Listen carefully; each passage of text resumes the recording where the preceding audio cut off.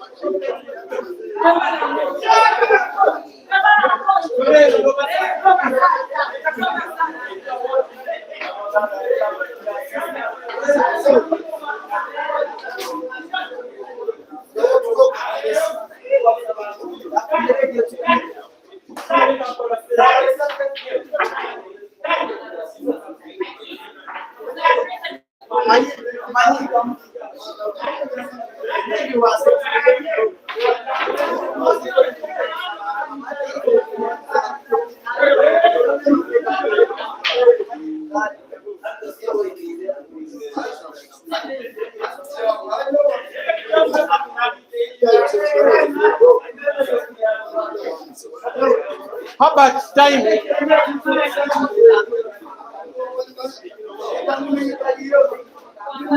Mana just you?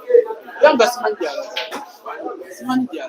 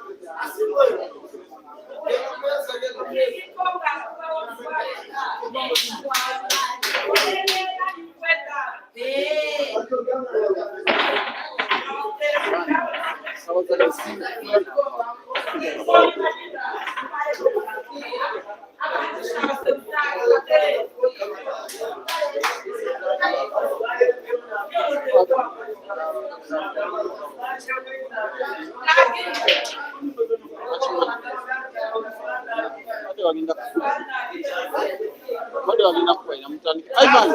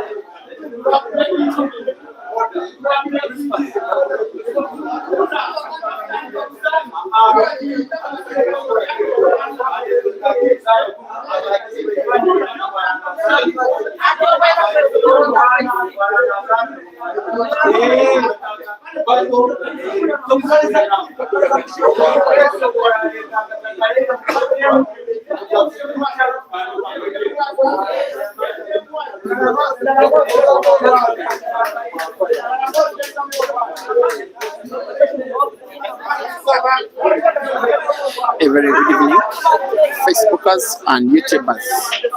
Welcome to New Chase Pool Arena. We are in the tourism city that is called the Fort Portal, which is about close to 400 kilometers midwest of Kampala. Today, which is Monday, the 5th of May 2025, at exactly 7 p.m. East African time, is an agreed money challenge between Ivan MURUNGI, who is the finest player in the region where we are now, taking on a very talented youngster, aged only 14, HERBERT MUKISA. HERBERT MUKISA, the boy, I will be calling him, that you are watching, is being head started with +5. Ivan has been that stubborn, but most importantly, that brave to head start a player this good with +5. Ivan will be counting on his age and experience and longevity, to the fact that the race is as long as 21, which probably will give him some kind of advantage, especially at the latter stages of the match. Otherwise, this is frame number 1. Actually, but imaginatively, it is frame number 6, because the scoreboard that is on the top right of your screen is right, that the young man that is shooting is having 5 frames, not that he has spotted any 5 blacks. He is simply being head started. This stream is on 2 platforms at the same time, both on Facebook and YouTube. The Facebook stream is on Break and Finish Live. The YouTube stream is on Peter Chobe Live. Both streams for now are seemingly beautiful and flawless. They have the same exact commentary. Ivan Murungi 0, Herbert MUKISA 0, but yes, imaginatively 5, race to 21. That is Herbert's first black played, but it's also the first black missed. Live commentary is being done by myself, as usual, Simon Peter Chobi. Thank you for tuning in. Keep me company for the next 2 or 3 hours. This is going to be action packed, but it's going to be full of quality. The fans at the venue will pretty much be an Ivan fan. He is the home player. He's in his hometown. He will be having about 80% of the fans in his favor. Live commentary proceeding shortly.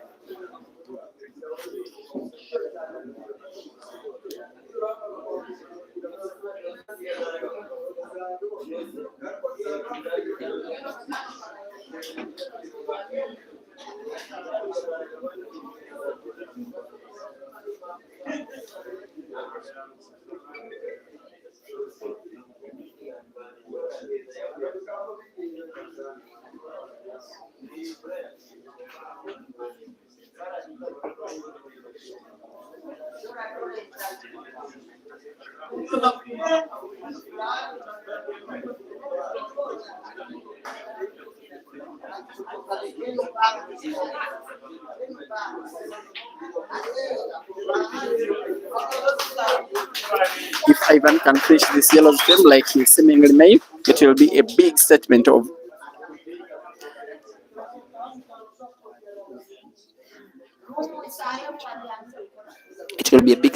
intent as to what he is about to do. I want to think that Ivan will be playing the more patient game. He is supposed to be a very good attack-minded player, Ivan, but he knows that he's also up against a very good attack-minded player who has youth on his side, who has carelessness, but also has bravery on his side. But he's not afraid of attacking any frame.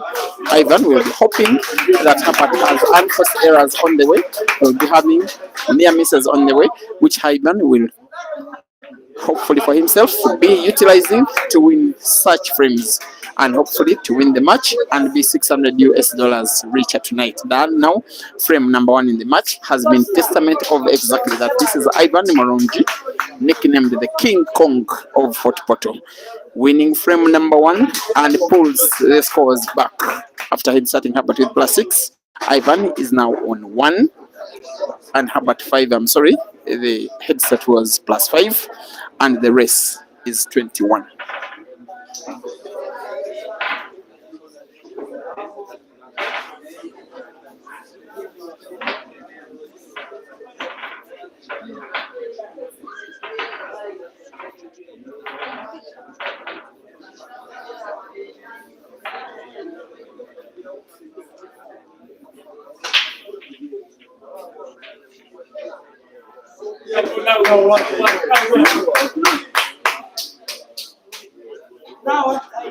In the meantime, this young boy, Herbert MUKISA, who has just fouled on the break, who has just spotted white ball, the wrong ball on the break, who is 1 frame down. He says he's 14. I personally don't believe it so much. I don't have any right to contest his age, but he looks younger than 14 in terms of face and body. And even his mind, when you're having a discussion with him, is like an 11, 12-year old. However, we shall take that. I have to give a disclaimer that some of the players, most especially the young ones in Uganda, are many times looking forward to participating in Uganda's biggest individual championship, the CACOMP, that is the Nile Special National Open Pool Championship, which is only having players over the age of 18 as eligible participants. So some of them overset their age such that they buy some time to be permitted into that competition. But officially now, as you know, Herbert is 14 and about to make 15. He is participating in the Uganda National League for only the very first time this year, he plays with a team that is called Ripley Billiards Pool Club. So far, he's not under any signed management. Of course, he's under the age of 18 by Ugandan laws. He's not supposed to sign a contract of any sort. In his career, he has won 3 competitions. 2 of them are those weekly or monthly comps that exempt players that are members of Uganda's national team from participating. He has won 2 of them this year. He has also won the Uganda Under-19 Championships organized by Genesis Pool Club in, if I'm not mistaken, the month that must have been February at Casbar in Kampala. Just yesterday, in a truly open comp, he reached a final for the very first time. He was the best player, just around up to the quarterfinals, if not semi-final stage. Before then came a fellow young man, but he's 6 years older, Farouk Mutumba, 20 years old, who did beat, but quite convincingly, in the final. He is a crowd darling, Herbert MUKISA, nowadays turning into some kind of internet sensation because fans who watch pool online are really interested in watching him. He has never played any competition outside of the country. He is poised to move out of his country, Uganda, for the very first time in his career to participate in the Timber Knockout competition that is happening in Eldoret, Kenya, in about 2 weeks from now. However, Ivan Murungi is making full advantage of a scratch on the break from Ivan, from Herbert to win frame number 2. It is the second frame in a row that Ivan is winning with 1 visit on the table. And in frame number 2, by reverse dish, it is Ivan 2 and Herbert 5, race to 21.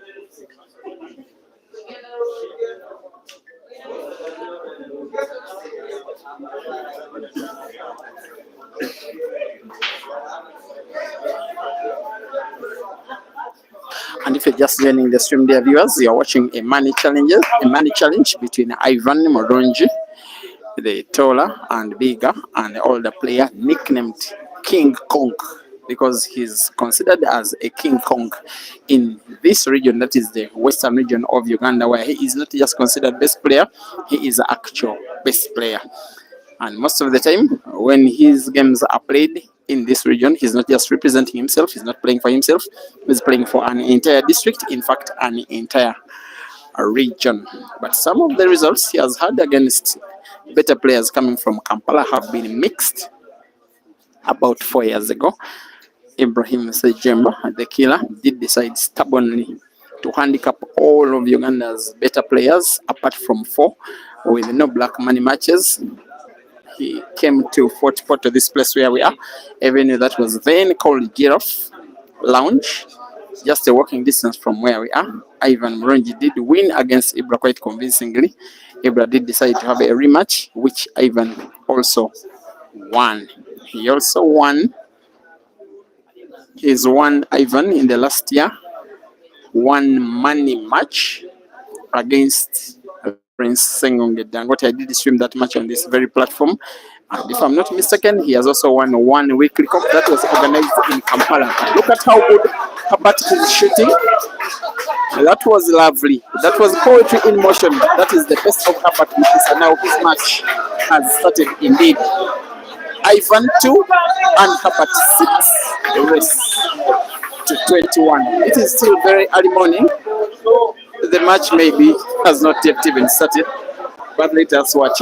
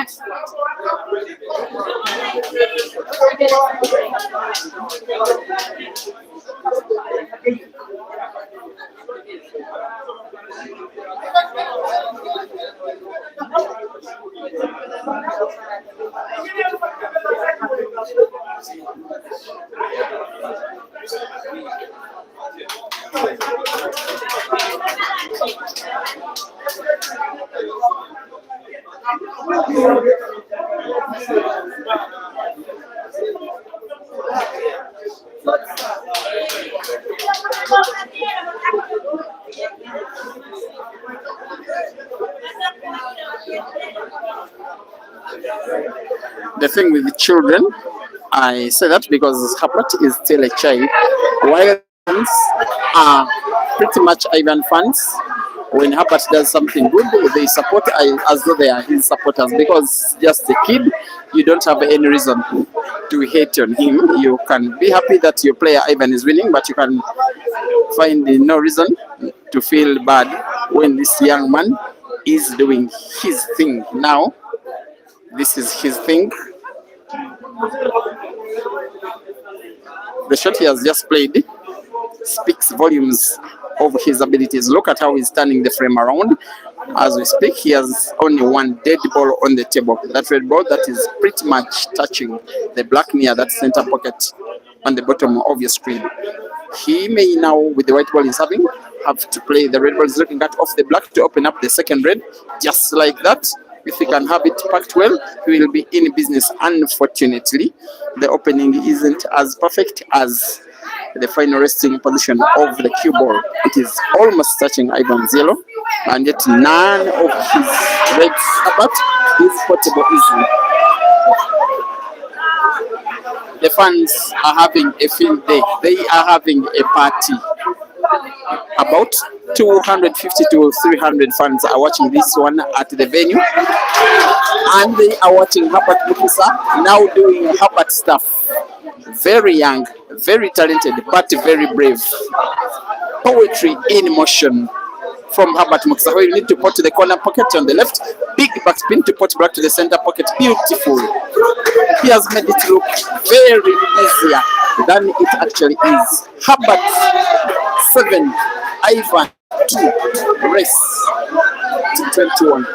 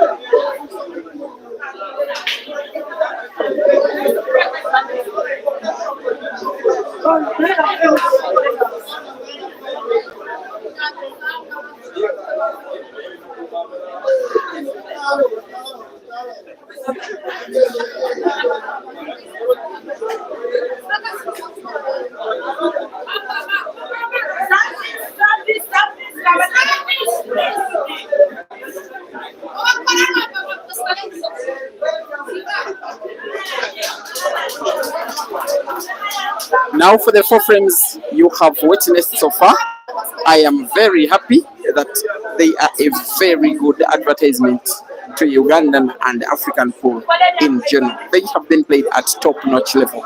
What a pair of players they are, Ivan and Herbert. In fact, the first 3 frames have all been won with one visit of the table. The match has been played to that level of quality. I want to shout out to a few of you. Cyrus Masoti, watching on Facebook, just as is, Prince Daddy, Tony Kaganzi, Sylvester Mtunzi, Vianney Viva, well, Asroy Simon, Samuel Ringo, King Ian, Semanda Jordan, Kabuye Musa, amongst hundreds of you others who are watching this match on Break and Fish Live Facebook. And yes, in the meantime, I want to make a big disclaimer that we as Pool Fraternity, we are not very irresponsible people. We are very aware that kids, children like Herbert are not supposed to be participating in gambling. I want to make a disclaimer again to that regard. In addition, that Herbert is a pool player. He is only playing. It is his managers who are gambling. He doesn't even know how much is involved. But he will be rewarded at the end of the day if he wins.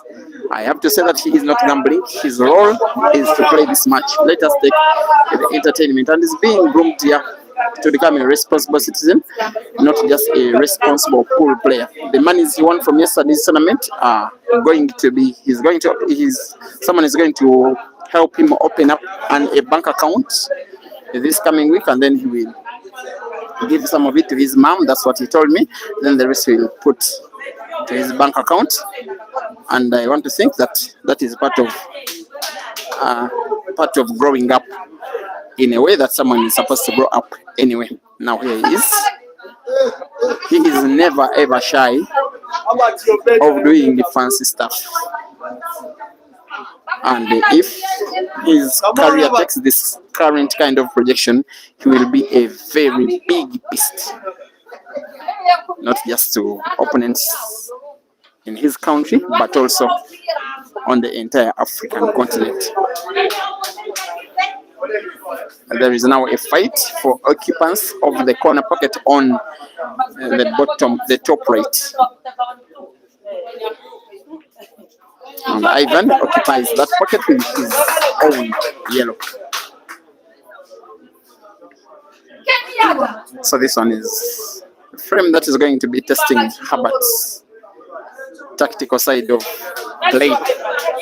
These are the situations which Ivan based on in his mind to head start this young man with a handicap as big as +5. Ivan knows that in such kind of situations, the older player, the more experienced player, has the edge. Will he play an opening shot? That's the shot. Beautiful, but unlucky. He has another chance to redeem himself. There is some space between the cushion and the yellow. He's simply put the red ball away. There is another yellow that is so close to the red. If you look at those two balls that are so close to each other, whoever of these players will manipulate the situation better, I think will be winning this frame, because they are the only bad balls on the table. The black is there for the taking.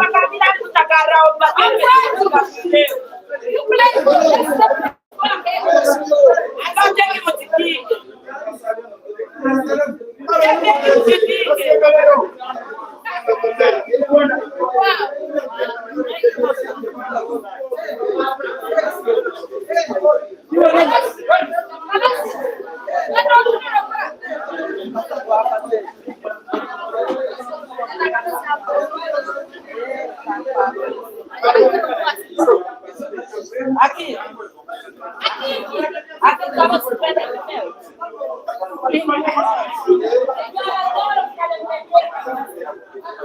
Ampaya.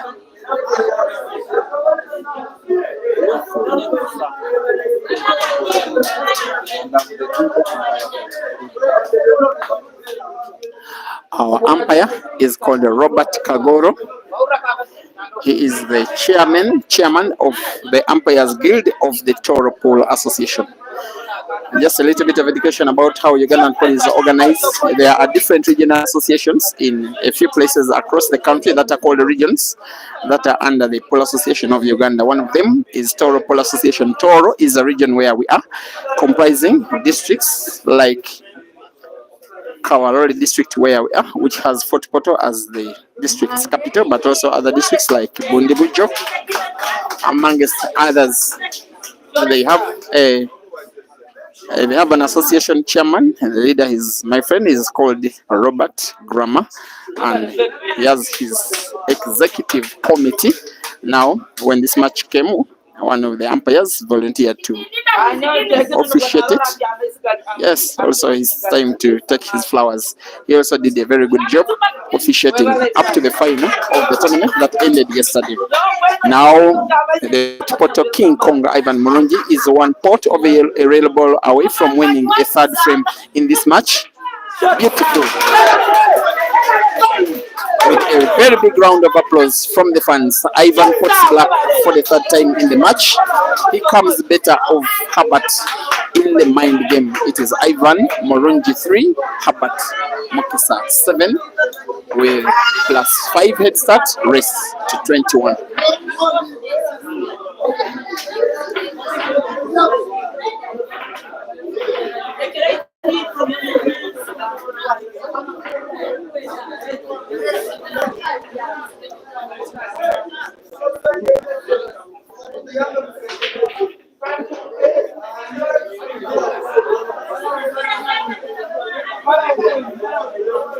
From Facebook, Solisi Ndwandwe asking how Herbert played in the tournament yesterday. He was second. The tournament was streamed to completion on the very platform that you are watching this match.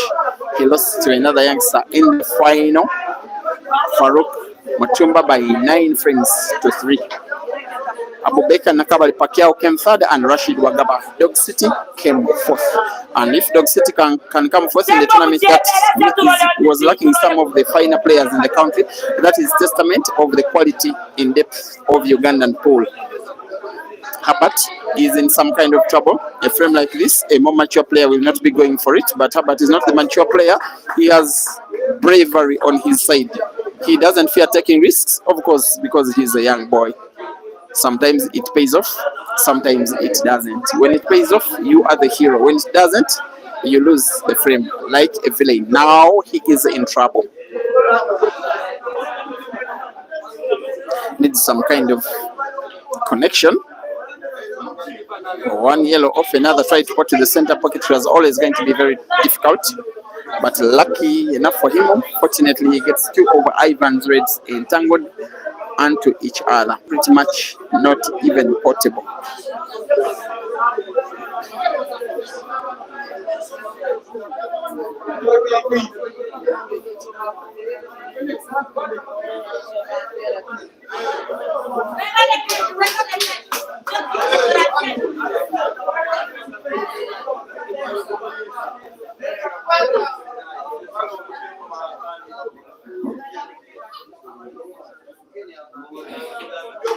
Ivan opens up the 2 dead reds, and his fans are rightly clapping for him.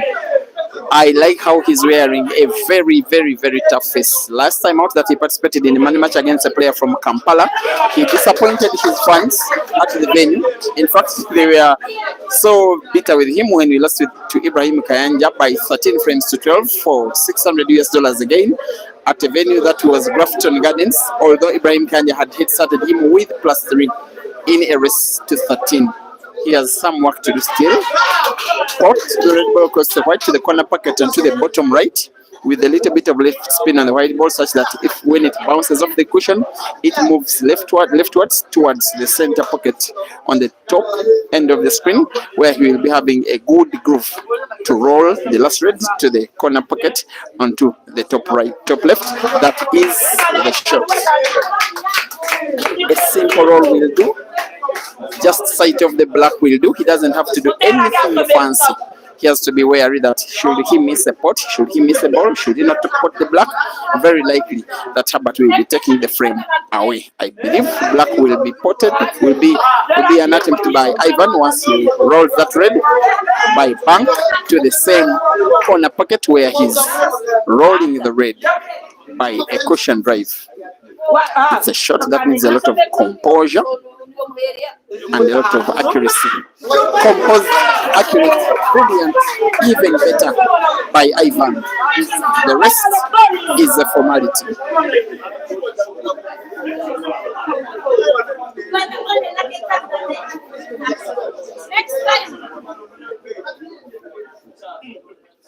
Ivan 4, Herbert 7.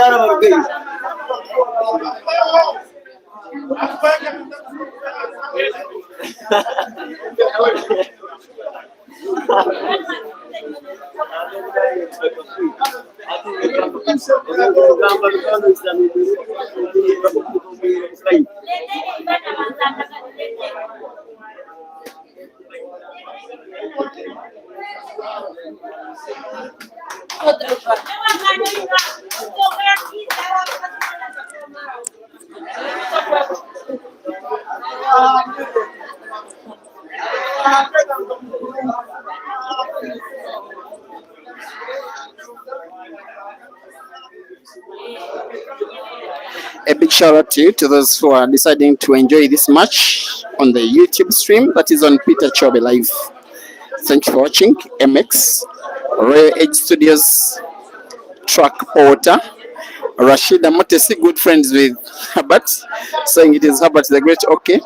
Muchuzi, you want me to send your regards to your customer Salom in the white green shirt on the left? Okay, I'm going to send him your greetings, and probably when you call him your customer, when he calls you for a money match, please oblige. Thank you for watching. Jane Mary, Simon Onova, Vincent Mozola, Robert Wamaluku, Dr. Nick Ngala, Albriz Kamia, Johannes Nambonga, Keith Bantevia, Scissors, closest guy, Onesimus Matundora, Mozola, Vincent Michael Kalema, and about 300 others who are watching this match, probably up to its completion on the YouTube stream, as Ivan is attempting to go for the yellows frame. Wanting to finish it is one thing, finishing it is the other. What he's contemplating is putting those two yellow balls, and I think he knows that the black ball is portable to the corner pocket on the bottom right, most especially off the red, close to the black, but a little bit leftwards. And he's queuing ever so well. This one will be a test of his ability, test of his character, test of his expertise. It must be a pot. A pot. It is. Now with this kind of angle, you can see he's contemplating a very sharp cut on the black to put it off the red, which if he does will be his best clearance of the match so far. It is what he has in his mind. However, he has not been able to move the white ball enough. He has this level of difficulty and he knows Herbert is more than capable of finishing him. When chance comes, Ivan almost got it sunk to the center pocket by a little stroke of luck. But with that miss, it is now chance for Herbert to take this frame away. Most of the senior players will never dare to finish this frame. They will be playing a little bit of defense. Herbert is not one of those. He is that boy who does not fear taking risks. He believes in his own ability. You can see what I'm talking about. There was every chance of trying to play defense, but still he doesn't care. Look at how bad, if I can use the word, this red frame has been looking. This time he misses. Maybe he may have to realize that sometimes patience pays, though it pains. Maybe what he has on his side, that is that he has left the white ball at the right end of the table, exactly where Ivan did not want it. In a direct shot, I don't believe the black is portable to any pocket on the table. It could be by bank, it could be off the red. Actually, it is possible. You see, that red ball is pointing the cue towards. If the black is well played off it, the black moves towards the center pocket at the bottom end of the table, which if he does, it will be something. That's what he has played. Very good shooting from Ivan Murungi. The pride of football. The King Kong produces one of the best shots I have ever seen him play. That is a very big round of applause from the fans. The best of Ivan Murungi. The best shot of the tournament so far. Ivan 5, Herbert 7, rest to 21.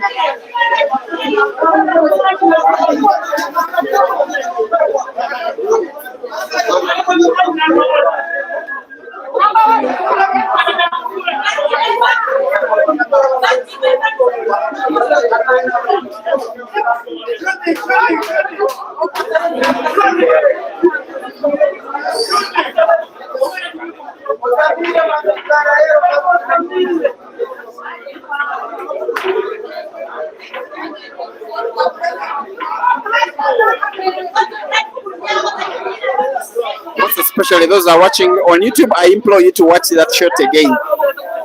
Ivan has demonstrated exactly why he is Fort Porter's finest player with that one shot that has been so well executed.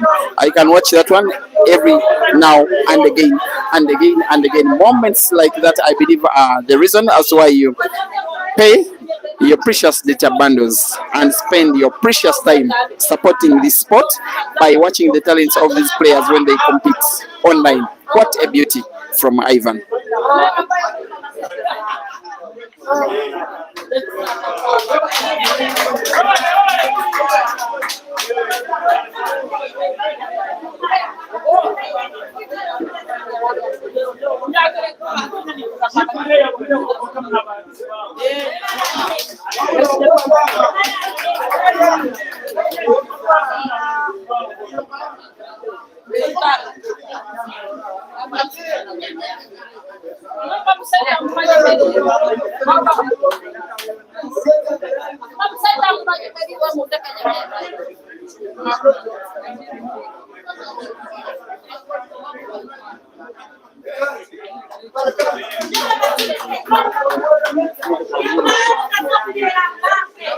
Herbert may have to realize that he may have to apply another side of his game, because at least so far for the first 7 frames, Ivan has been the better shooter. He's also having big advantage of good home ground advantage. This is the table where he trains on a daily. This is the district and town that is his own birth. This is the crowd that are so loyal to him. He's one of the most supported players in the country. I believe he is the second most supported player in the country, of course, after Caesar, because he has an entire region, the western region of the country. They have him as their darling. They have him as the player that represents them the best. Here he is going for frame number 6, and is slowly but steadily becoming a big favorite to win this match, especially if he comes so close to Herbert when it's still early days in the match. Ivan is now on the block. To come within 1 frame of Herbert. It will be the easiest roll of the black through the corner pocket on the bottom right. Ivan Murungi 6, Herbert Mukisa 7. Race to 21.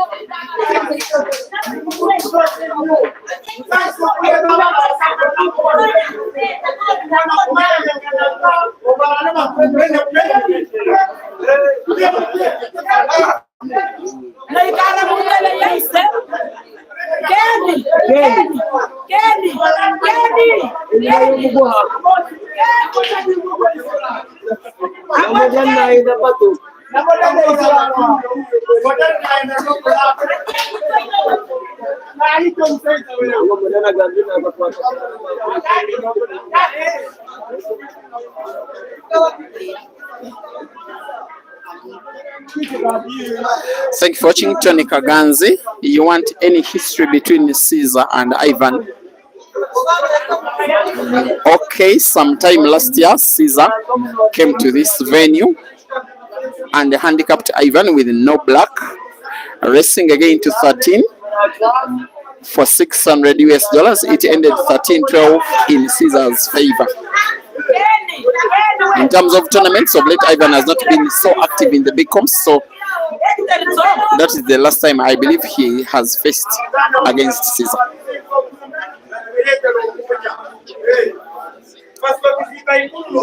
Philo Tilela, thank you for watching. You say a kid is just a kid. You want someone to tell Herbert that you don't go for every frame.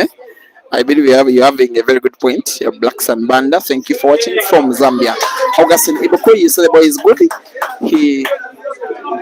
He's capable of winning because this is a marathon. Yes, I like to say many times that long races like 21 are a marathon, not a sprint. I'm not saying that Herbert will come back, but I'm also not saying that the game is done.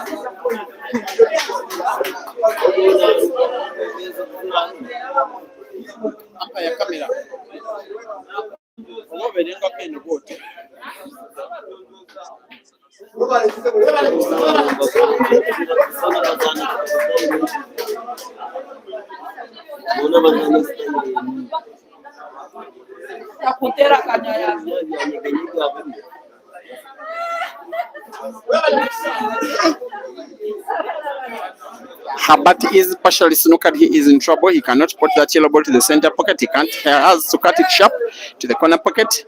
On the bottom left, that is beautiful. Not just the pot, but the machine with which he has maintained the white ball for the black, which he has put it with ease. And gets a chance not to allow Ivan to equalize this early. It is Herbert 8, Ivan 6. Race to 21.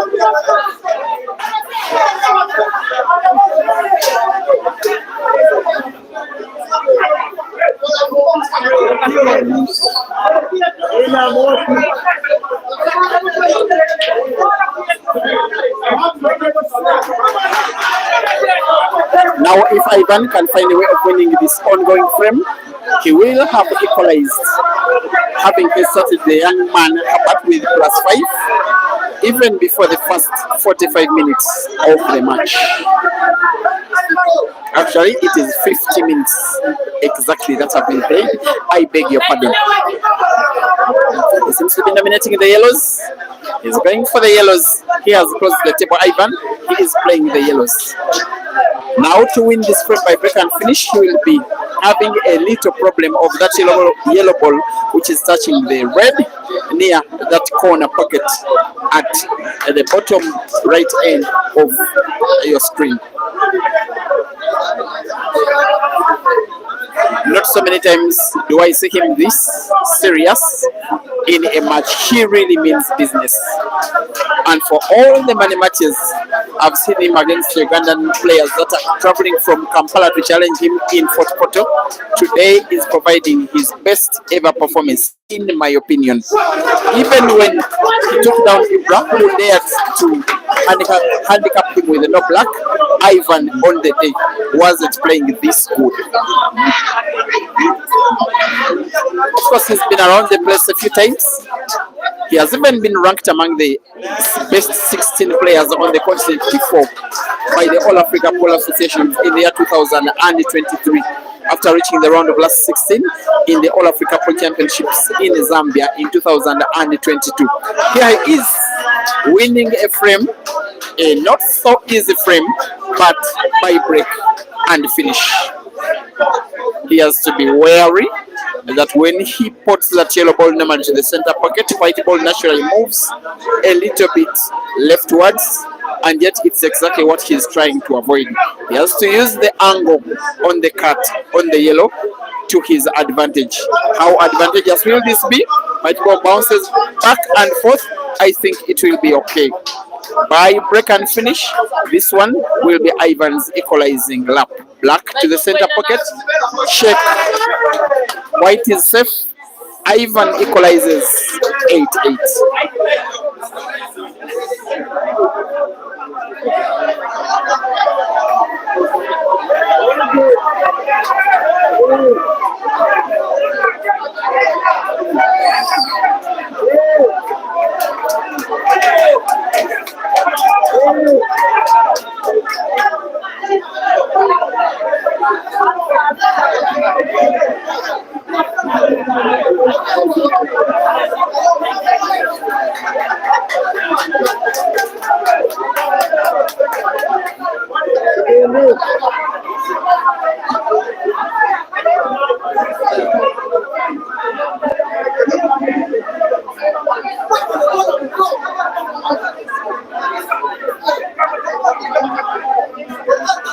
And that guy who is donning the all black has caused, he's a big fan of Herbert MUKISA since he calls himself Ganda Ganda. That is his nickname. I think he's a fan of the South African. Now, Herbert did defeat him on Saturday in that comp in the first round. Since then, he became a friend and a huge fan. He has just forcefully chased out fans of Ivan who are so close to the table, telling them that this is a young boy.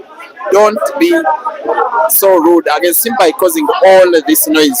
Maybe that one could be a master tactic that could start to work in favor of her. But sometimes it's such things that make a difference. Otherwise, as of now, Ivan is, in my opinion, now a big favorite to win this match. Ivan 8, Herbert 8, rest to 21.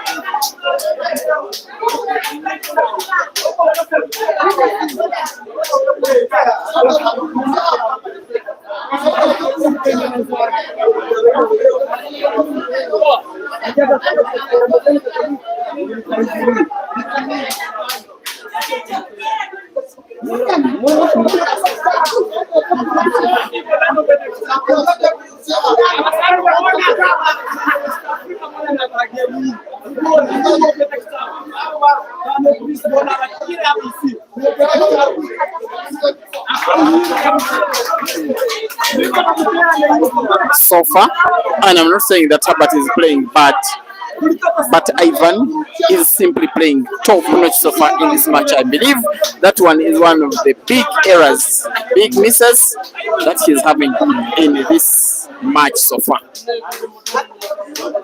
It was always going to be very difficult to finish that frame.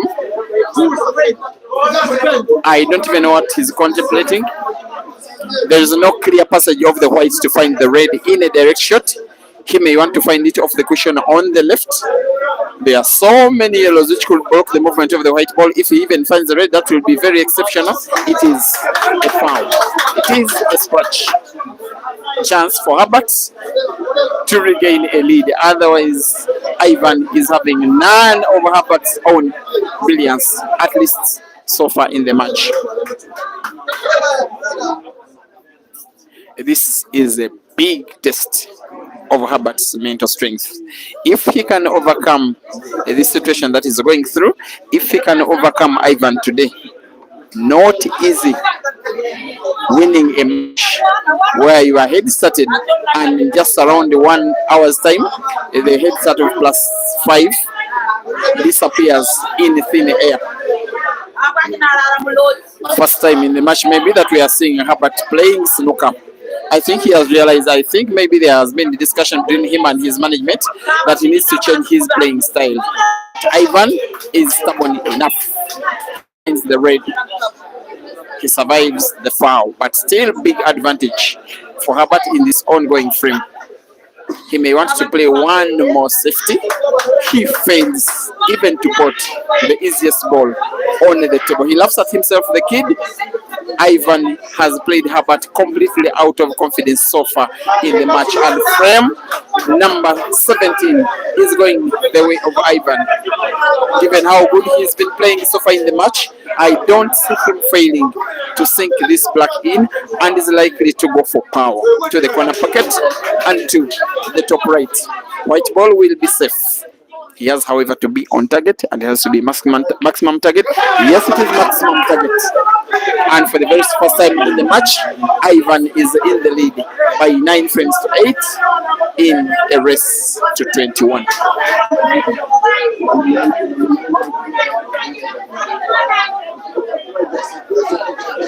By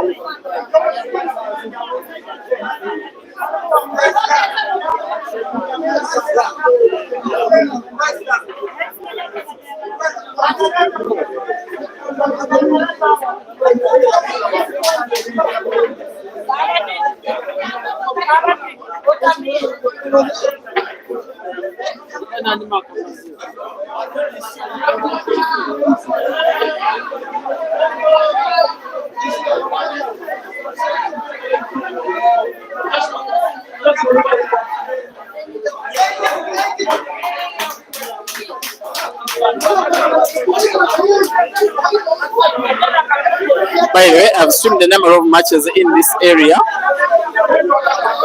These people of Fort Porto are so passionate about their players. You don't just come here and win easy. Not that they hate the player, but actually they like him.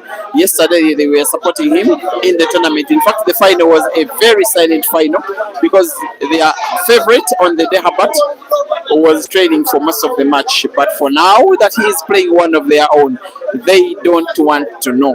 They are supporting Ivan every step of the way.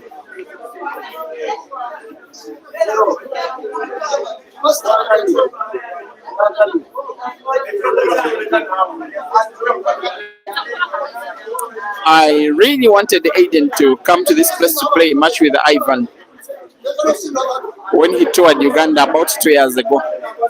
But there was a little bit of failure in the discussion. That was a stroke of luck from Herbert. I was just saying that I really wanted Aiden to come to this venue, maybe another venue in the same town to play with Ivan, because when you play against this kind of crowd in Uganda, then you know that it is a real tour. Frame number 18 is upon us. On a normal day, Herbert will never ever fail to finish a frame looking this easy. He simply has to keep his composure. While Ivan is a big favorite for the victory, Herbert still has within himself to win a few consecutive frames and try to put Ivan even under more pressure. A roll of that yellow ball to the corner pocket and to the bottom left will do. It simply has to be a roll. As long as he's on target, he goes for a bit of tap and misses the pot. And again at himself. But this time, at least he has not lost it all. He has left his ball packed right at that corner pocket, hoping for one more opportunity, which will be used to try and equalize, to try and have the scores in his favor again. Ivan was contemplating combination shot, which has not come to pass. With the seniority in Ivan, I believe that at one time during this frame, he will want to put that red ball, which is behind the yellow, to play it just close to the yellow, make it difficult, if not impossible, for Herbert to put that same yellow. But for now, Ivan has just played a snooker, just a normal snooker, to the effect that even the angles have been snookered. Herbert may have to contemplate moving the white ball around the cushions of the table, 2 or 3 or 4 of them, simply to stand a chance of finding his yellow. And even when he finds it, putting the black will not be a formality, but finding the yellow will be the first task, which will not come easy. Look at how the white ball is moving. It was so close, but not close enough. Advantage, Ivan Murungi.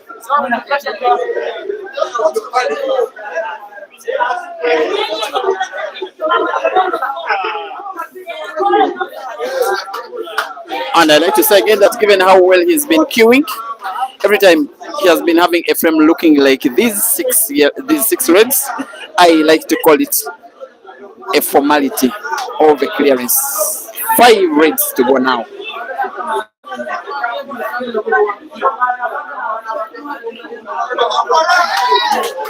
Four reds to go.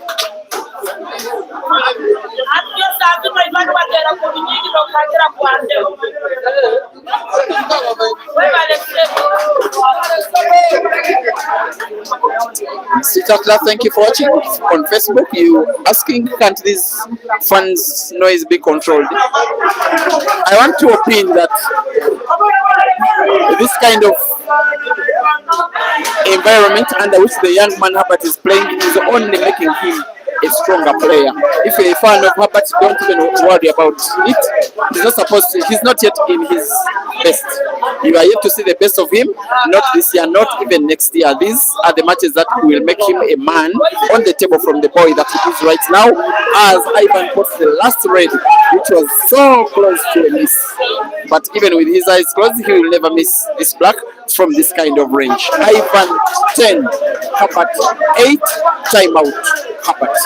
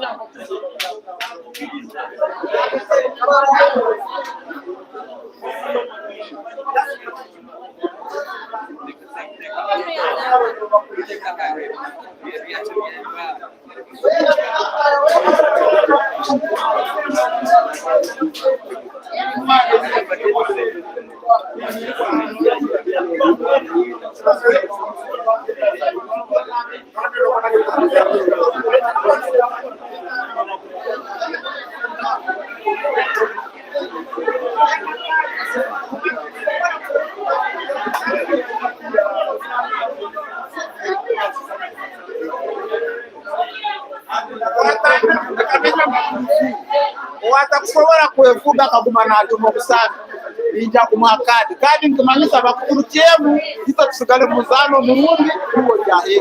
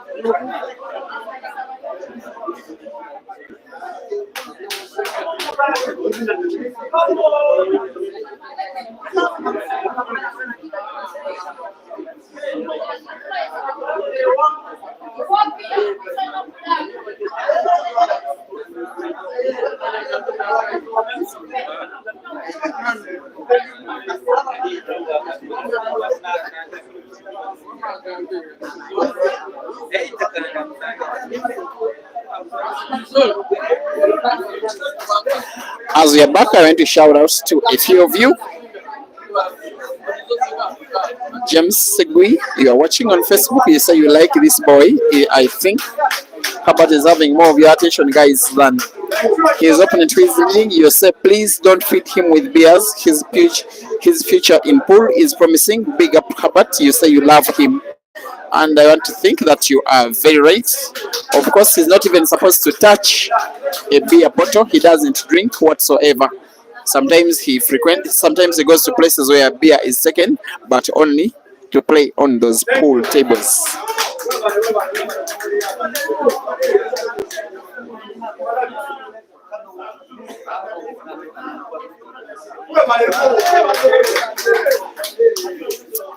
Now here comes Ivan Murungi. He's extending his lead even further. I think the timeout has not worked out for Herbert, because normally what you don't like at all as a player is to go for timeout after losing a series of consecutive frames, and right after timing you lose the first frame. That's what has just exactly happened to Herbert, and it's increasingly becoming unlikely that he can mount a comeback. He has never ever been in this kind of situation. He has played one relatively long race against someone who is not so much older than him.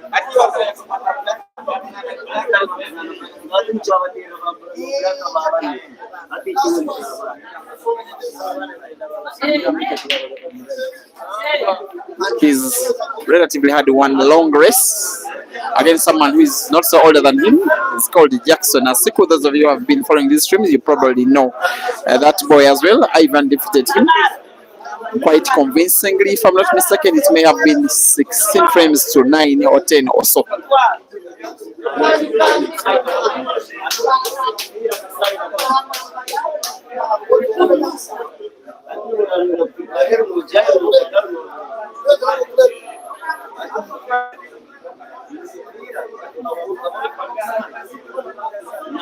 Ivan has really been a joy to watch, at least for the first hour of this match. It is some of the best pool that I've ever seen him play. Coming to 2 years ago, as Ivan stretches, he at a venue that is a walking distance from here, decided to head start to Rashida Motesi, the lady. Not a head start, it was no black handicap. They were racing to 16, but Rashida simply had to finish her color of balls and not there play the black. I remember that racing to 16 ending with 16 frames to 11 in Rashida's favor. It was a very painful defeat to Ivan. He, for some time, decided to hit pool until about 2 years ago, no, 1.5 years ago, when he decided to become again very active. He has been around the place, Ivan. He has had his good and bad times. He has had misunderstandings with his management. He has had different players from the same area challenge his dominance. That one he has always been able to overcome. But players from the capital Kampala have been his biggest undoing. Sometimes they beat him at this venue, sometimes they beat him even in Kampala. He is trying to make sure, Ivan, that this young man is not one of them. Herbert MUKISA is having the little task of putting 3 yellows and the black. The problem yellow is the one that is near the middle of the table. It is easily portable to the center pocket on the bottom. The shot he may have to play is pot, but with a little bit of backspin. Or he's realizing that there is clear passage for him to put that yellow he's looking at to the diagonal corner pocket on the bottom left of the screen by simply rolling, and he is on target. A lot of composure has been on him, this boy, in this frame, but for the last 30 minutes or so, he has been coming close to strength but has not been winning them.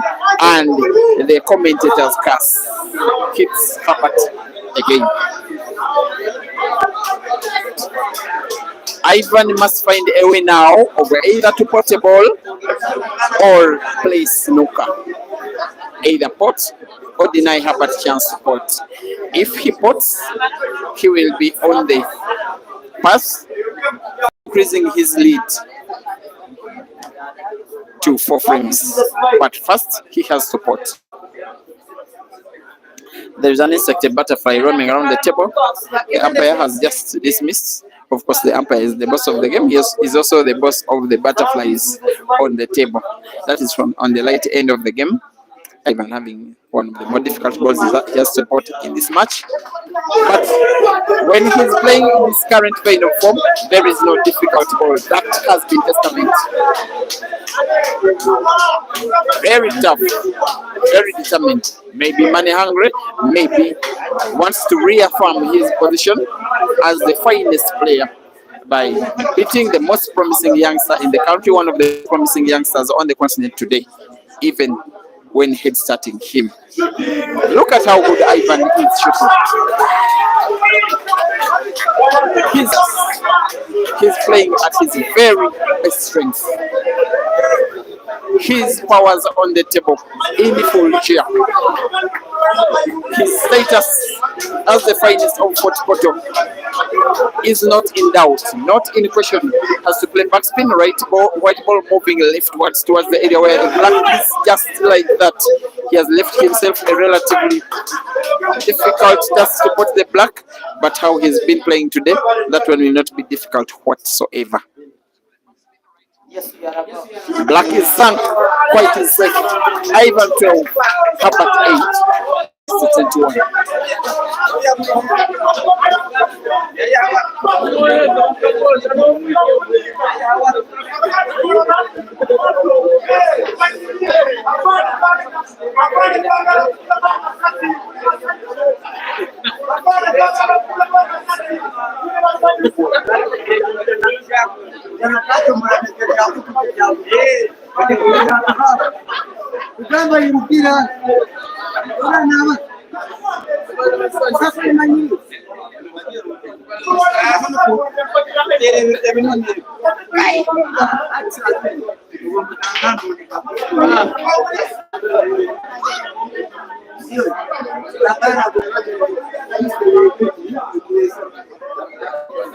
When things are not going well, they are just not going well. Herbert is not lucky even on the break. He's failing to put on the break. He's failing to cut the table. He's failing even to have a fair break. He's failing to finish easy frames. He's failing to finish hard frames. And Ivan is having the match of his life.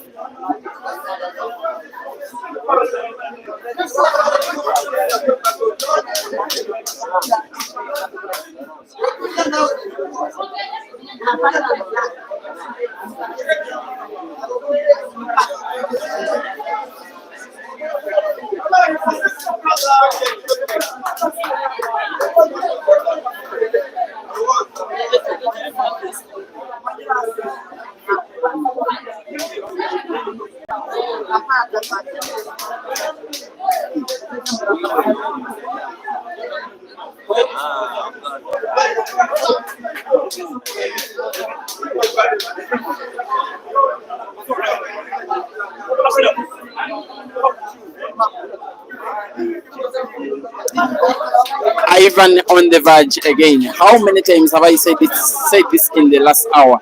And believe you me, the actual score is 12 frames to 3. Because part of the 8 frames that Herbert is having won in this match have been won by head start. He will want Ivan to put both yellows to the corner pocket and to the top right of your screen. This one has to be a roll, white roll bouncing off 1 or 2 cushions. He uses 1 cushion. By a few more centimeters, Ivan would have wanted that white ball to go for more.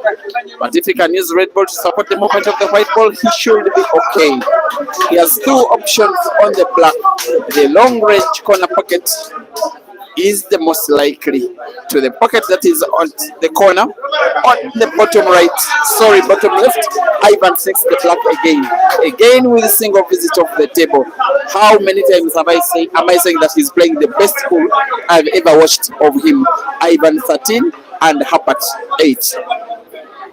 And while we have played only for 1 hour and 20 minutes or so, Ivan is already needing only 8 frames to seal the deal, while Herbert is needing the whole of 13 out of 20. Actually, out of 19.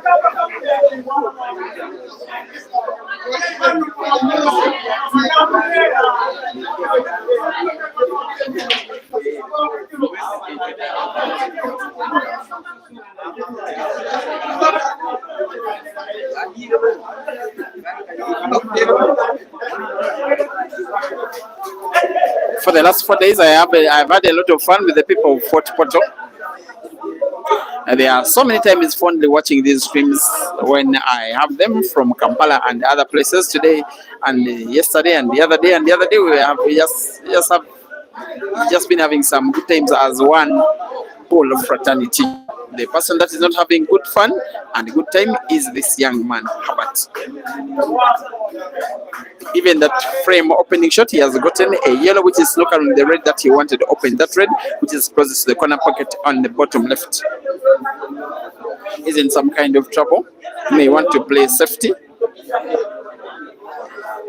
He's restricting his opponent to sight of only one of his yellows, which Ivan may play off the cushion and off the red. He decides to move the yellow even closer to the red, make it difficult, if not impossible, for Herbert to put it anywhere. And Herbert will simply tap the red and also allow Ivan sight of only one of his yellows. Ivan will also be doing the same exact shot, hide white ball behind the yellow, just like that. Now it is mind game at work again.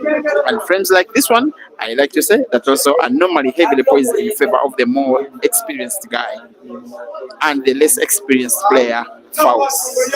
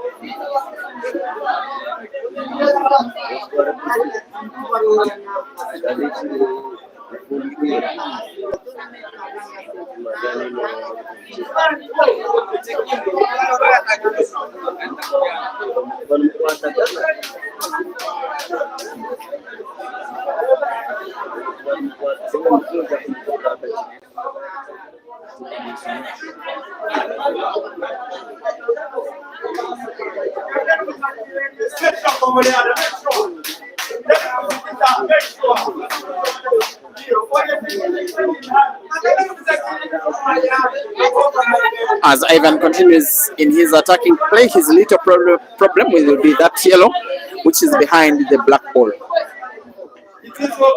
The rest of the yellows are pretty much done and dusted. And I'm looking at that yellow ball which is near that corner pocket on the bottom right. If he has a good angle on it, he can play it while opening up the one which is near the black.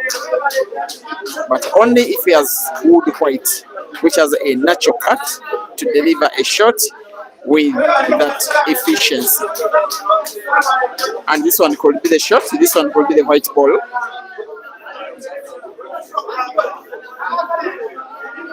The intention, as Ivan puts 8 of the yellows he may want to put, is to open up that one that is close to the black.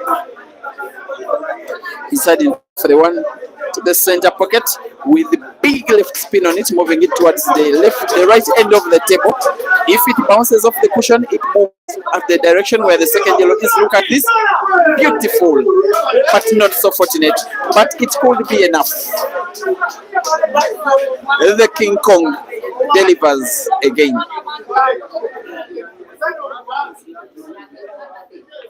And just like that, he's again on the way. This time, unfortunately, his yellow ball moved so close to the cushion.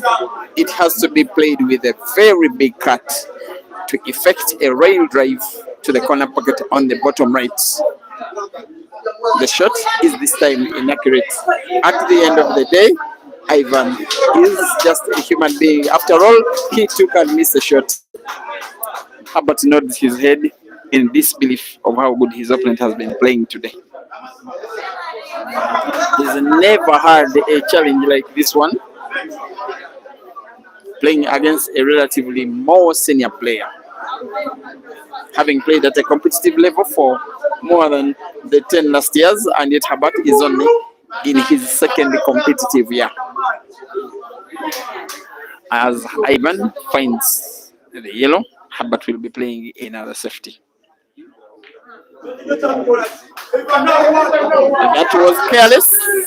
It is not safe enough. The young boy is out of sorts. Whatever he's touching is not turning into gold. Ivan has sight of the yellow. But set the white ball towards the left end of the table, exactly where he needs it. A little bit fortunate by the contact between white and red, which only allows him sight of the black to put to be a rail drive to the corner pocket onto the top right. He's going for power, but misses the shot. He leaves the black ball well packed, leaves half a chance for Herbert to finish the red's frame. The boy needs to win a game, not just to improve his scores, but also make himself confident going into the latter stages of the match. I think this time, however good Ivan has been playing, however unfortunate sometimes Herbert has been, this frame, he will be finishing it surely this time, Herbert. He has to be careful. Sometimes white ball is potted to the center pocket. He plays it with a big spin. He has full sight of the black. Only Francis Mkweko would miss this black. Herbert sinks it in, and that this improves his score. It is Herbert 9 and Ivan 13.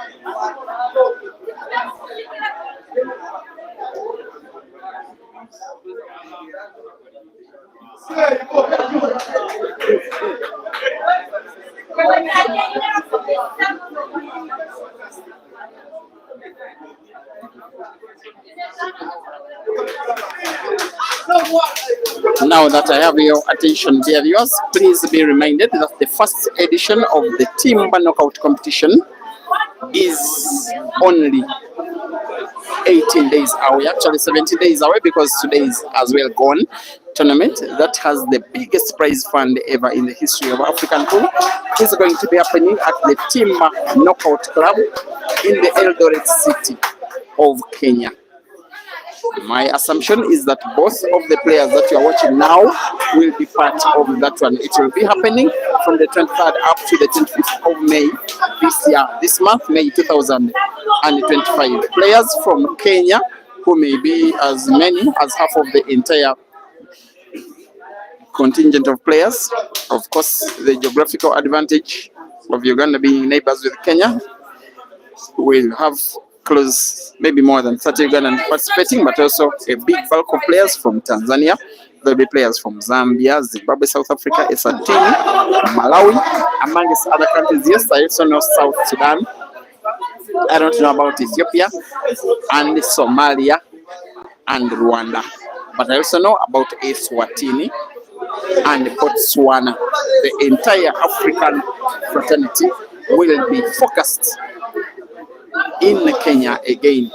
This time, $11,600 for the player who will win that one. Who will that one be? And what will you do with that kind of money? Sometimes I really think that players can be very lucky. And the news for Caesar fans is that the Scorpion will not be participating in that one because he's already scheduled to be playing Ultimate Pool, I think, in the United Kingdom during that time. He's in China right now, where he'll be playing his first match tomorrow morning, which is today in China. And hopefully he goes as far can be in that competition. Then after table, he will be proceeding to Europe for Ultimate Pool.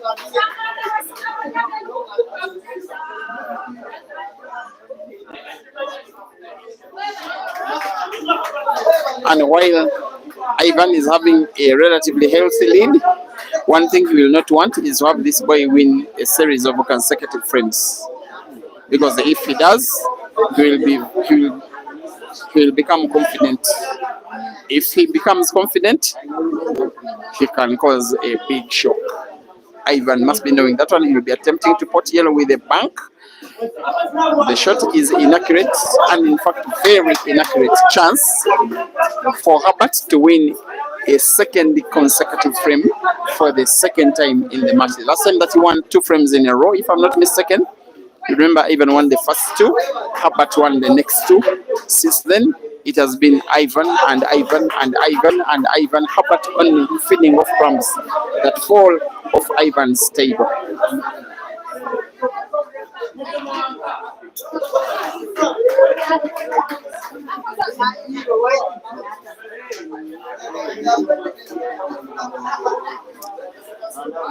Just roll white ball off the cushion, moves the white ball enough, avoids any possibility of getting himself snookered. The rest is a formality. This guy, why are you using power? Why are you going for risk? In the end, it looked smart and brilliant, but it was risky, and sometimes inexperience can be costly. This time, he's lucky. The fact that there was no bad effort, and I'm not saying anything against the skill, it was brilliant, but when you can roll and still win, don't do anything fancy. Watch out Herbert next time. Nonetheless, he wins the frame. It is Herbert 10 and Ivan 13.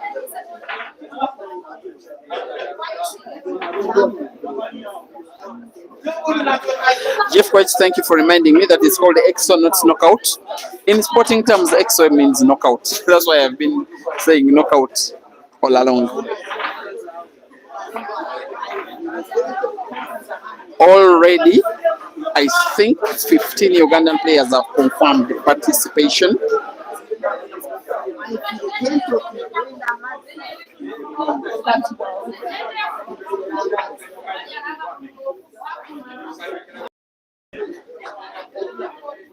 And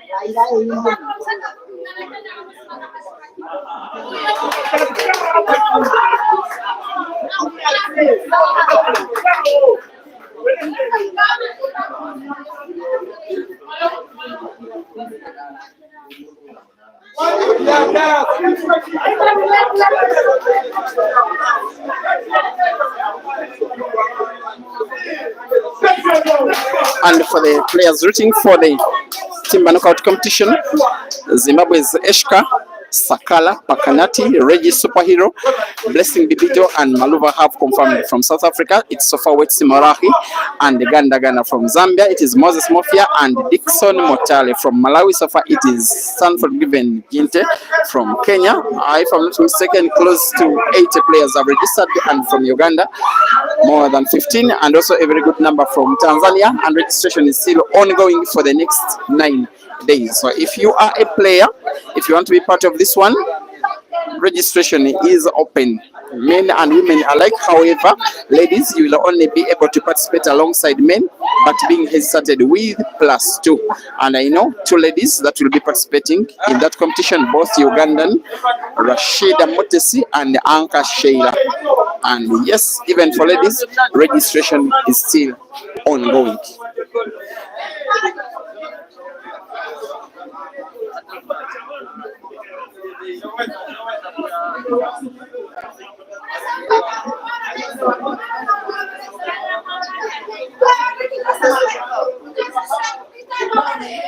So tomorrow morning I will be boarding the bus back home. I am 400 kilometers away from from home.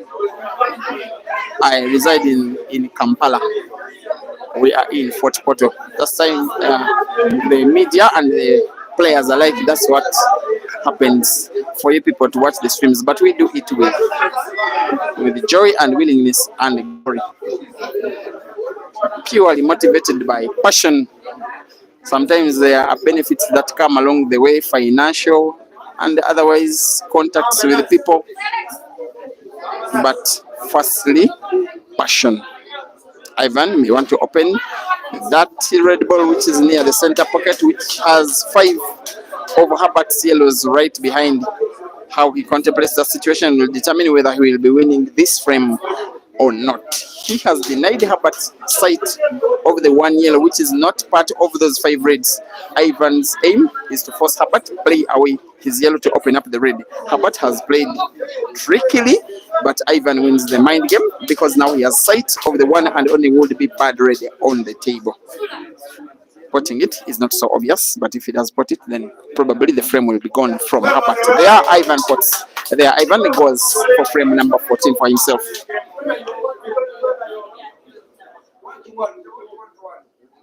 He may have his name snookered.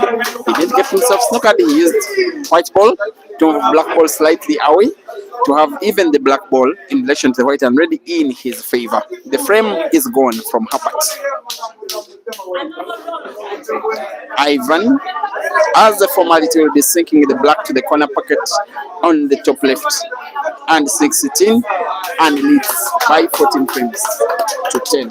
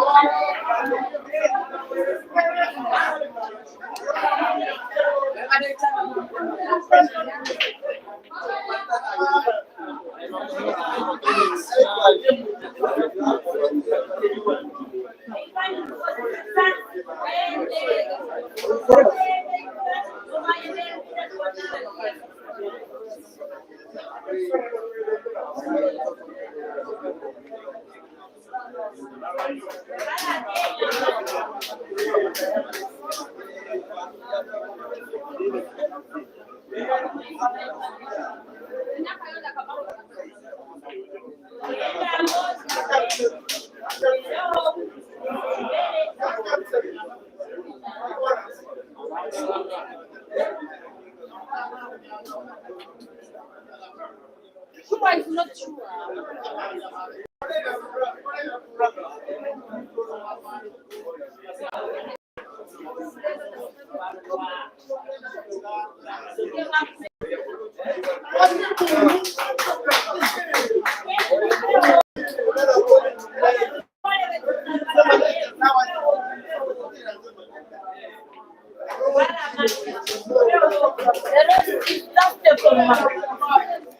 Now, when Herbert won the last two frames that he did win, it looked a little bit scary because he seemed to be becoming so confident.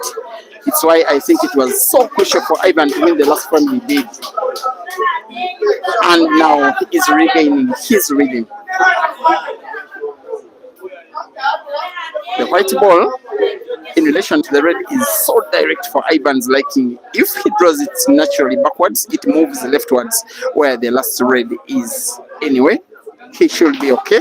Off two cushions, but the spin on the white ball was affected by the jaw of that corner pocket, and Ivan is in trouble.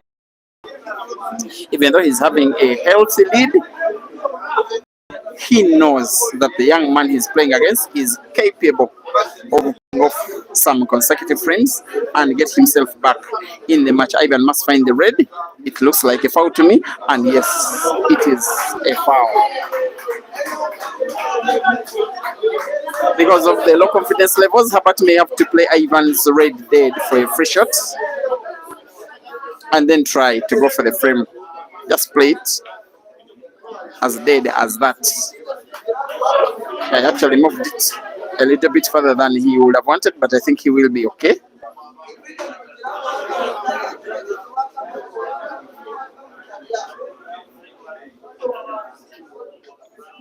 He's just played Herbert, one of his yellow balls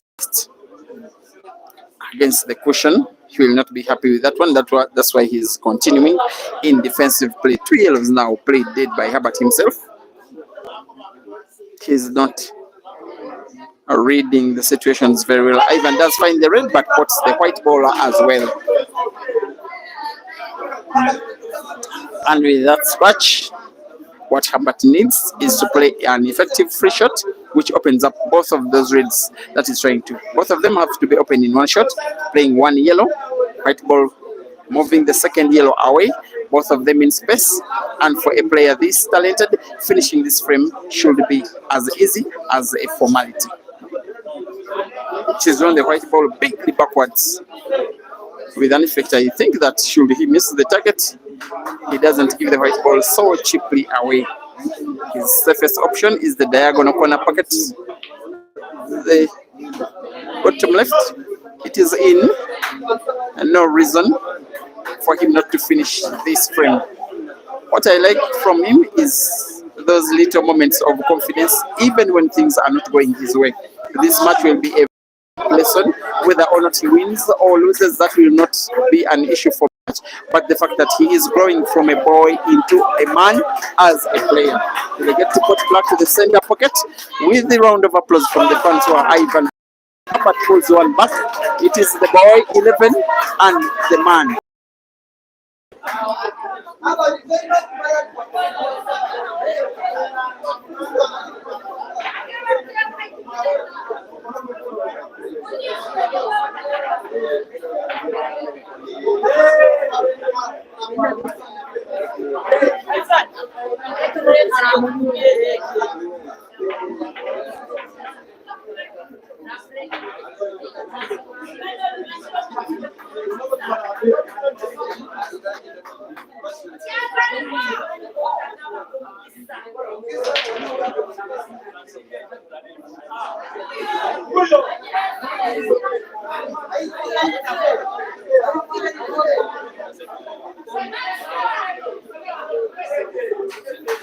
There has been a little network glitch on the YouTube stream, which I think is now okay. Those of you who are watching on YouTube, if you are still experiencing it, kindly advise me in the comment section.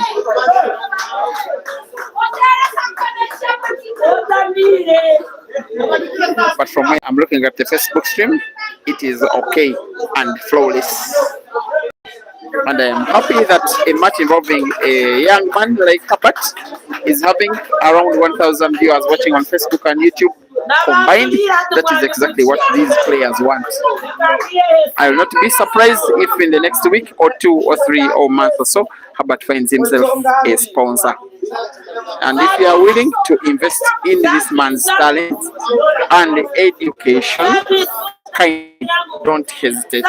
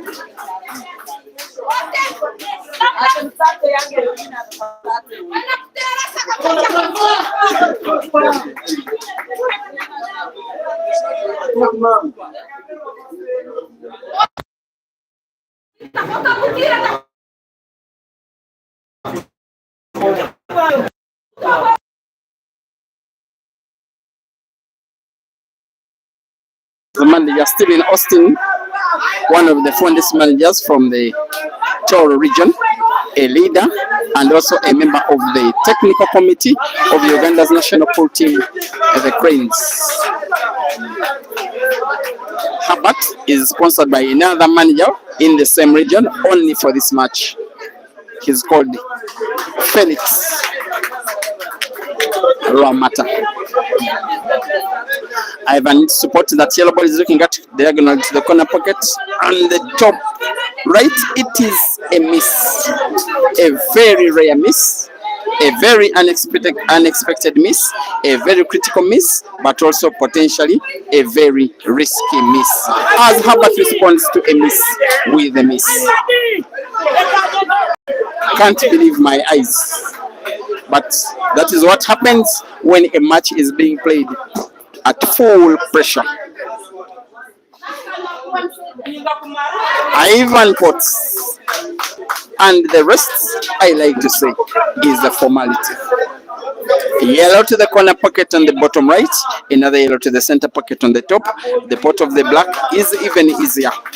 White ball has not moved so close to the yellow for Ivan's liking. He may want to play the yellow the distance of the table towards the left end, bouncing off the cushion. He has to avoid the contact between white and red in that pattern. Yellow contacts the red. It is a mistake. Ivan is snookered at least partially. That wasn't very good game reading. What he needed was to avoid contact between white and red. It was always very risky. He has little sight of the black and misses the pot. Chance for Herbert to come within 2 frames over Ivan. This time, surely, you just have a feeling that he's undoing Herbert. Is maybe the position of the black. My goodness! How many times have both Ivan and Herbert missed balls very unexpectedly in this match? The only way that Ivan can rub that one off is by potting this black. I'm not so sure he'll be confident enough given how bad he has been playing in this frame. It has been played at a very low level of the frames he has been playing. But this time, he does the needful with very good composure and sinks in the black.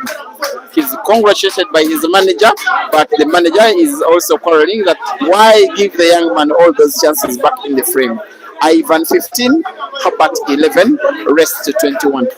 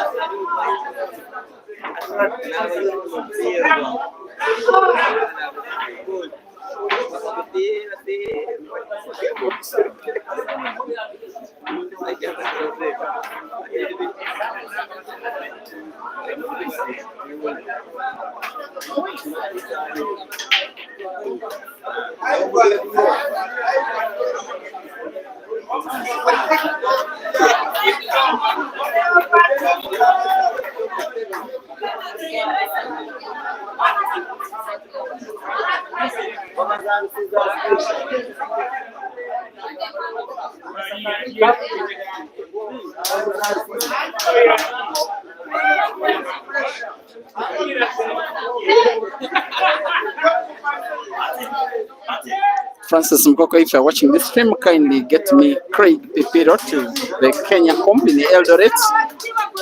How I wish he gets to have a race. It doesn't have to involve money with Herbert.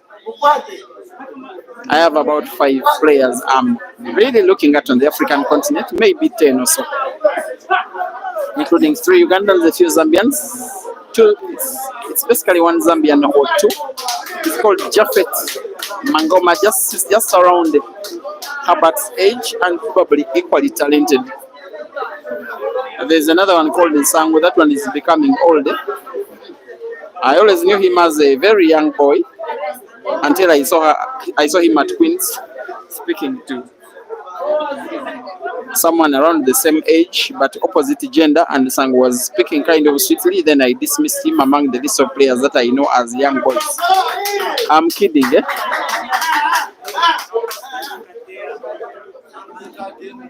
And then Ryan Williams of South Africa. That young man is the best of all underage players on the African continent. Why do you think that Herbert Mukisa is good? Ryan is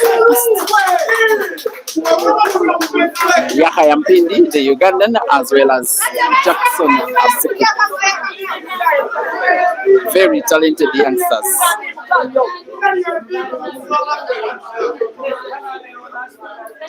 Ethan Chetty of South Africa, amongst others, as Ivan is now going for frame number 16 for himself,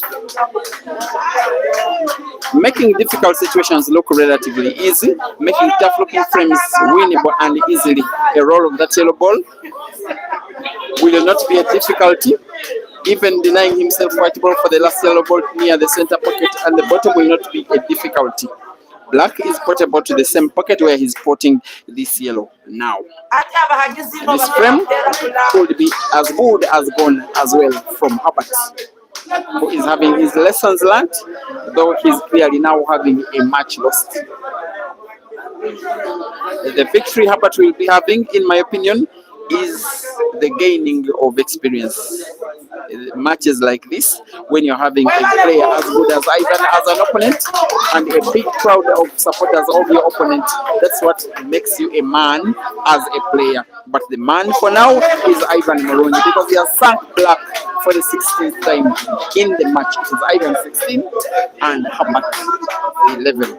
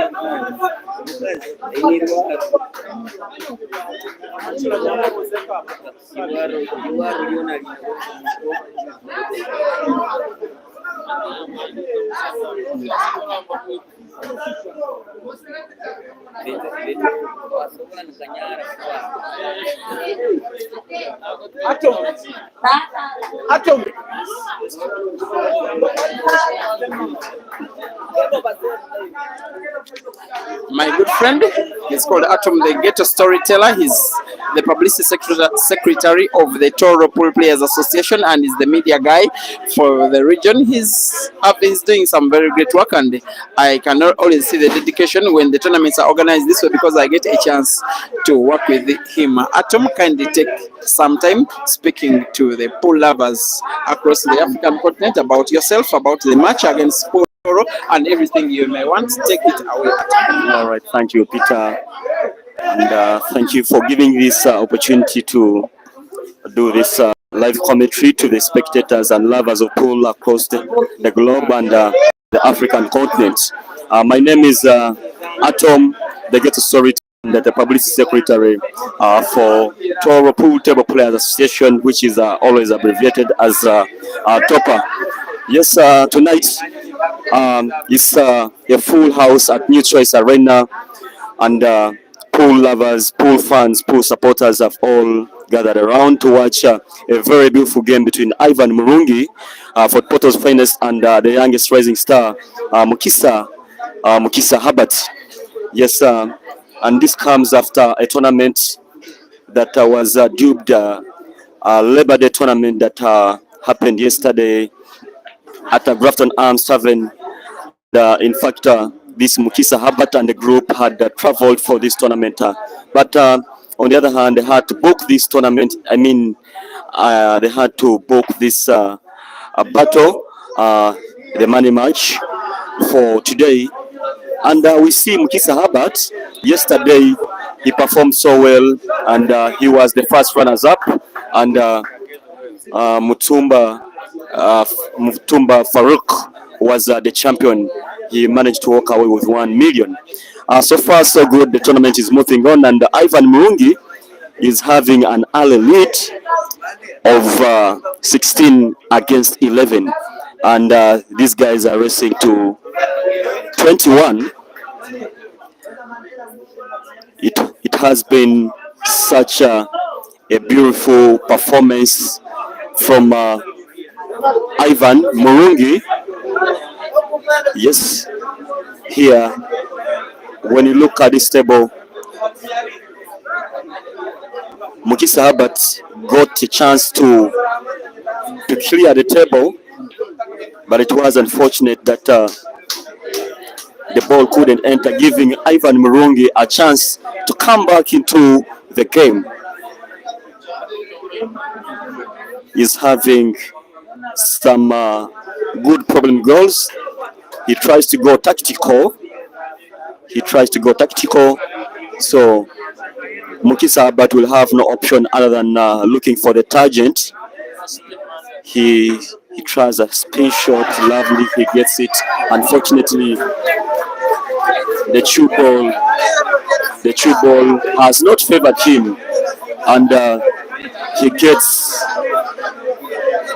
a hand of applause from his Fort Porto-based fans, giving Ivan Murungi a chance to come back and get more chances of finishing this frame.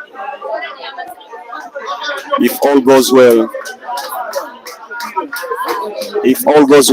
on the side of Ivan, he'll be making it 17-11, meaning he will be looking for 4. MUKISA HERBERT will be looking for 10 games. Yes, looking around, I'm seeing the managers of MUKISA HERBERT a little bit frustrated. He puts it and makes it 17-11. Ivan Murungi leading 17-11, and I'm seeing so many pool stars here around me. The likes of Mandela is the pool table player from Dema White Angels.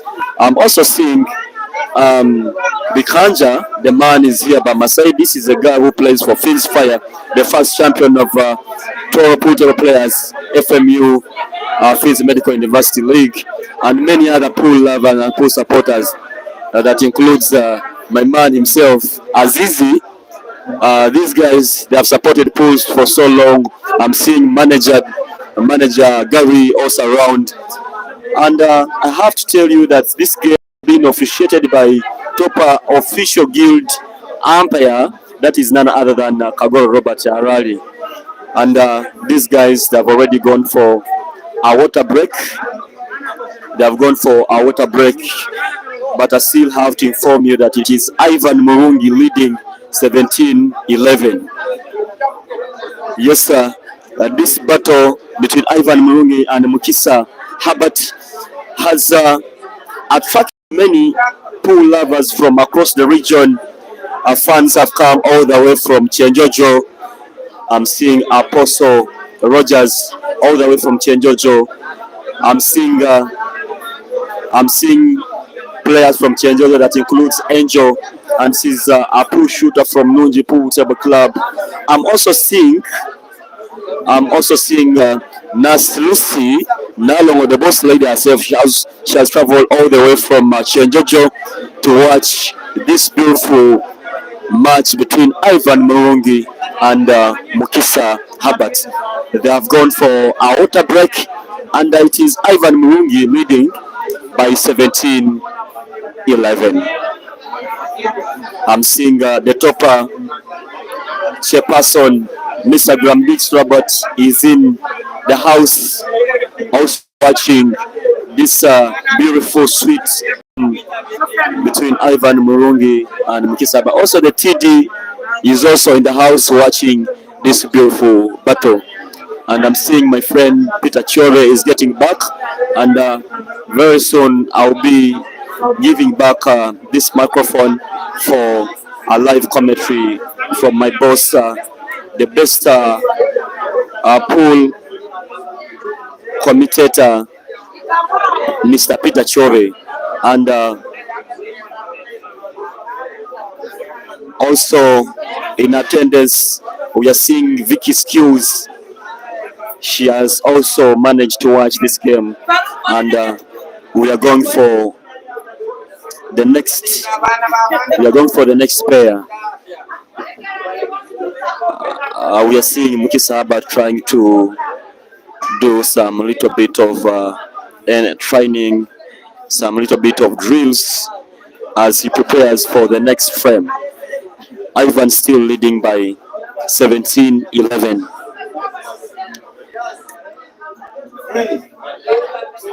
Yes, here by my side, I'm also having another official topper umpire called Rogers Umpire, commonly known as Magufuli, is also in attendance. Like I'm telling you, this battle has attracted over 200 spectators who are in the house are spectating this game. Our manager Steve Austin is also in the house, and this has been a long time manager for Ivan Murungi. And sooner or later, the umpire will be calling the players to come on the table. But it's like Ivan Murungi is still in his water break. Yes.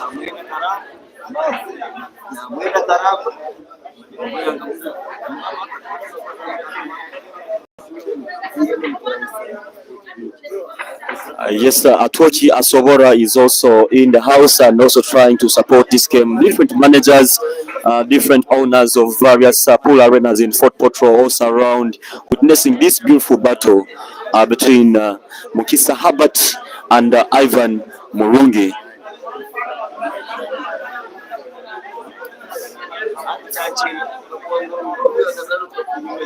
Also seeing the Labor Day tournament champion, which was held at Grafton 2 days back, Mutumba Farouk is also here witnessing this beautiful battle between Ivan Murungi and Mukisa Herbert. Once again, my name is Atom, the ghetto storyteller, topper publicity secretary.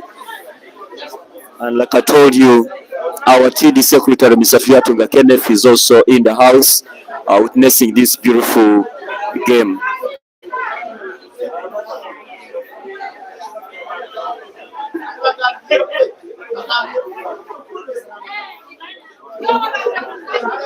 Yes, Ivan Murungi is still in his water break, but when he comes back, we are going to see what kind of display we'll be putting to keep this lead. And we're also waiting to see if Mukisa Herbert can make a comeback, and he puts a challenge, because the fans are here waiting to see how Mukisa Herbert can challenge this a long celebrated Fort Portal pool shooter Ivan Murungi.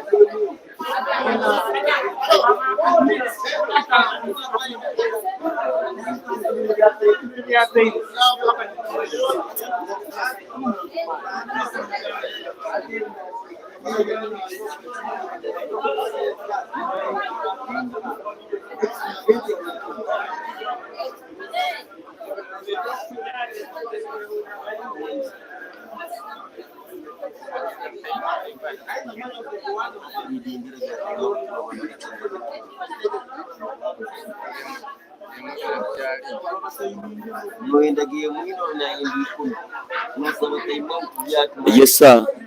Ivan Murungi is looking for only 4 games, and Mukisa Herbert is looking for 10 games.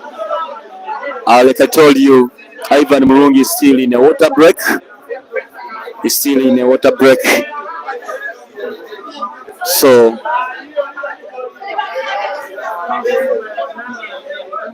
Nas Kabasinguzi Goreti, the best female shooter, is in the house, and they are having a background discussion about this very battle.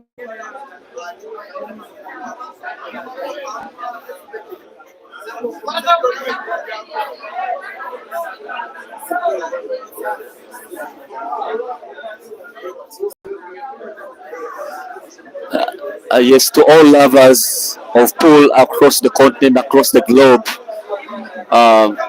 Fort Portal and Toro at large has moved a great journey in this sport of pool. Like I was giving the history and the journey of Topper. It started way back in 2016 with the formation of the name Topper with a few individuals. But I have to tell you that after so many years to date, this game of pool in the region has been growing and attracting many supporters. And apparently, Topper is having an official league called Finn's Medical University Topper Pool League, and it is having 11 teams participating. It is having 11 teams participating, and that is namely Demount Angels, Grafton Arms Tavern, Colleagues Beach Hotel Pool Table Club, New Choice Pool Table Club, New Choice Pool Table Club, New Swines Pool Table Club, and Jam Lounge Pool Table Club, many other clubs. Yes, sir, and we hope that in the next season we shall have other clubs from all the districts in Toro joining us. We see now Mukisa Herbert back and Ivan Murungi back on the table. They are doing it right. Mukisa is trying to take his chances, but he couldn't get the ball right. He's giving Ivan Murungi a chance to come and visit this frame. He's come in a tactical mode. Ivan Murungi, he's just come in a tactical mode, not in an attacking mode. And Mukisa Herbert, he seems to be attacking, and he takes some good shots in the center pot, the center pocket. He also tries another good diagonal cut, and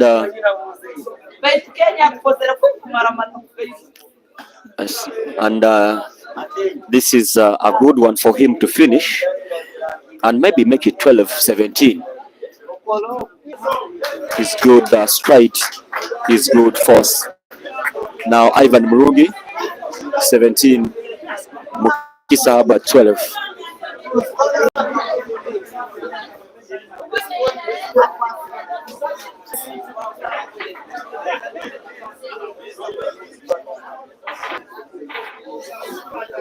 like I told you, the game of pool in this region has been promoted and developed by different managers.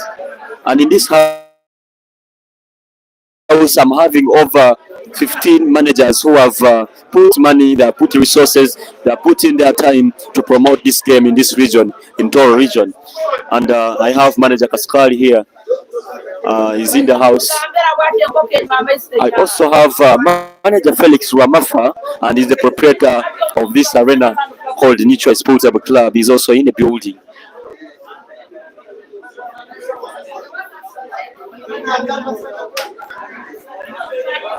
So Ivan Murungi is looking for the best object ball to close with, and he chooses the yellow object balls.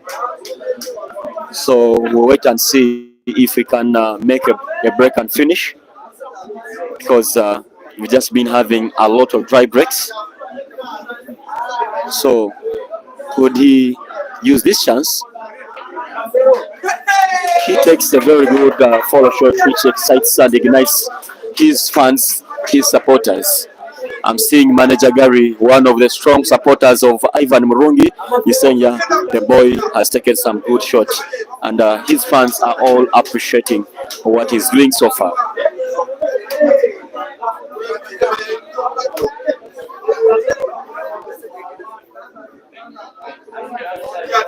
And since this battle is between Ivan Murungi and the young pool shooter MUKISA HERBERT, I'm seeing also youngsters, young boys who have come in this arena to witness, and I'm thinking that the genesis and the evolution of young players like MUKISA HERBERT and Asiku is encouraging more juniors.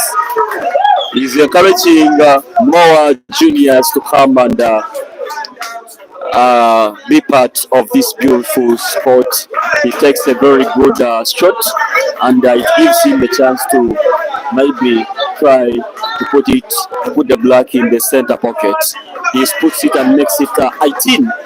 He makes it 18-12, meaning, and this is a break and finish from Ivan Murungi, and the fans are happy for this break and finish. It is 18-12 in favor of Ivan Murungi. Ivan Murungi is looking for only three frames, and MUKISA HERBERT is looking for 9. He's looking for 9 frames.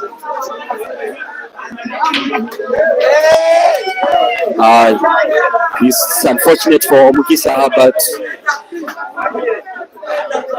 The true ball has just gotten out of, has jumped out of the table. So Ivan Murungi is having a chance on a fall break. He's having a chance because he's given a fall break.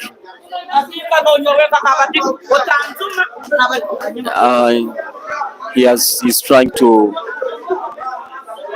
sort out on which balls which he can close the table with, and I'm seeing him choosing the yellow object balls. He tries it, and I'm seeing also yellow object balls standing in space, so this could give him a chance to maybe have a very good one visit. He's being so tactical, so calculative, and calculating his energy.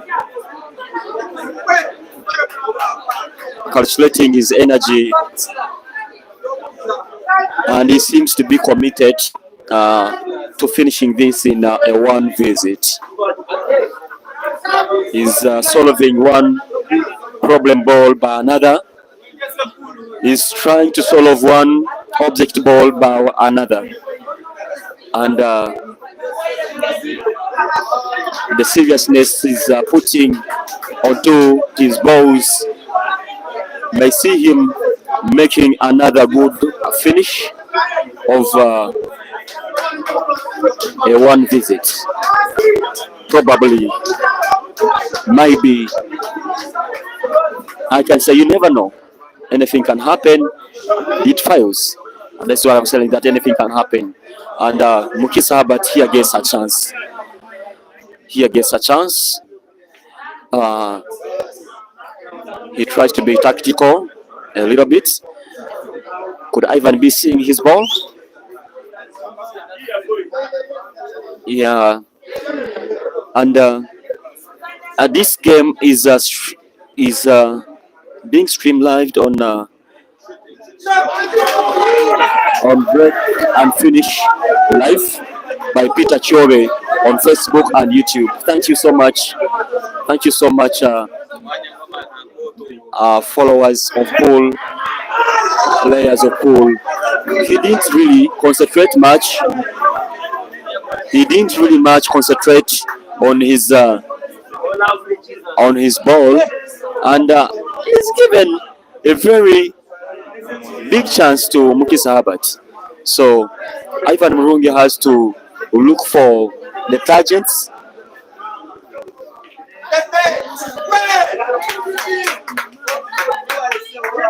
And he gets from the target, he posts the black in a fall.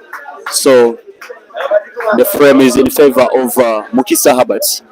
I'm welcoming again my master, my senior, my mentor, Peter Chore, to take you to the next frames. Thank you so much.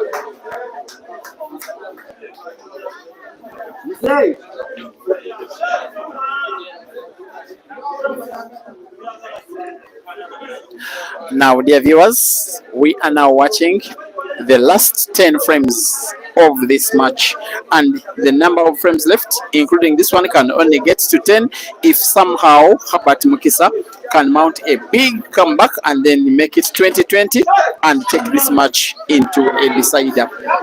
Otherwise, there is another even bigger likelihood that we could have less than 10 frames left in the match. Herbert, even when the situation is not so good for him, is finding a way to provide some entertainment to these fans, most of whom are not his fans. The red he has just played was off the cushion. Maybe he wanted it off the yellow. In the end of the day, he leaves it packed at the center pocket on the top left. There is, however, space between cushion and ball for Ivan to pass his yellow, and I think Ivan is heavily poised to win this frame. I think he's about to come within 2 frames of the victory. Remember, he needs 3 while Herbert needs 8 out of 11. In a good way, I also think the network glitch that has been affecting the YouTube stream is getting clear. I'm just learning that I think, again, when it is night time, the network in this town, I think, becomes blurry. I think because of the internet traffic, maybe too many people are at home and they are using the internet, so things start getting blurry. The YouTube stream is the one that is affected because YouTube itself uses high definition videos and high definition images, and it needs very sharp internet. So when it's not very good, the picture becomes just a little bit blurry. But as I speak, it's starting to look better. What can Herbert do with this half chance? What I can contemplate is maybe that red ball he's seeing off the yellow, moving it towards the top left end where he has another red. He's playing a back shot. If he gets it off the yellow, he may be in business off the yellow, but it lacks a little bit of power.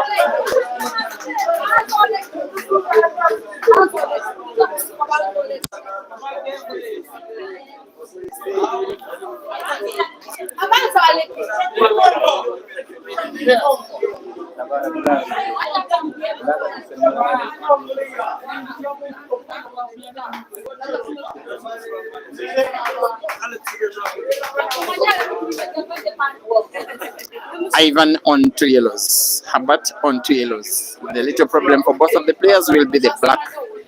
It is almost a dead ball, but Ivan has demonstrated a few times before that even balls looking as bad as this black, he can pot them.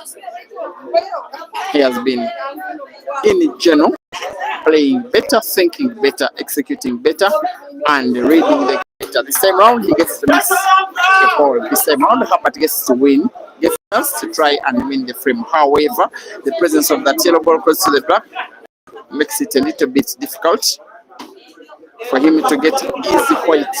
Maybe the most likely is to move the white ball towards the top right end of the table, right, open up the black. The black, beautiful killing from Mr. Herbert in Summer, sensing the black to pull another up. It's Ivan 18-14.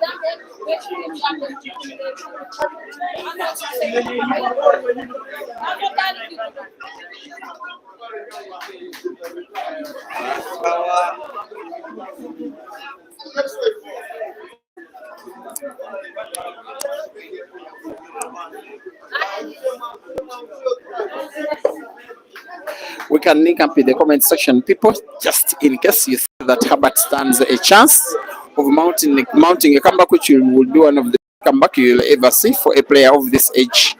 If you do think that he really stands a chance of winning this match.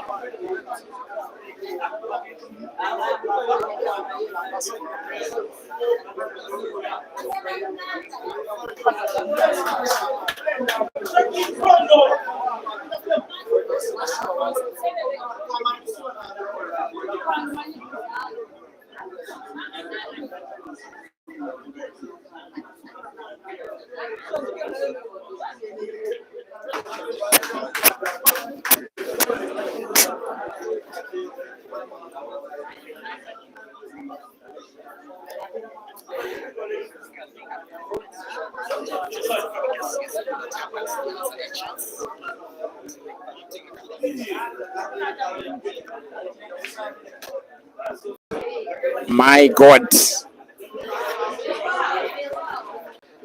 I was so attentive, only trying to see what kind of white ball Ivan will give himself to try and make himself within touching distance of the victory.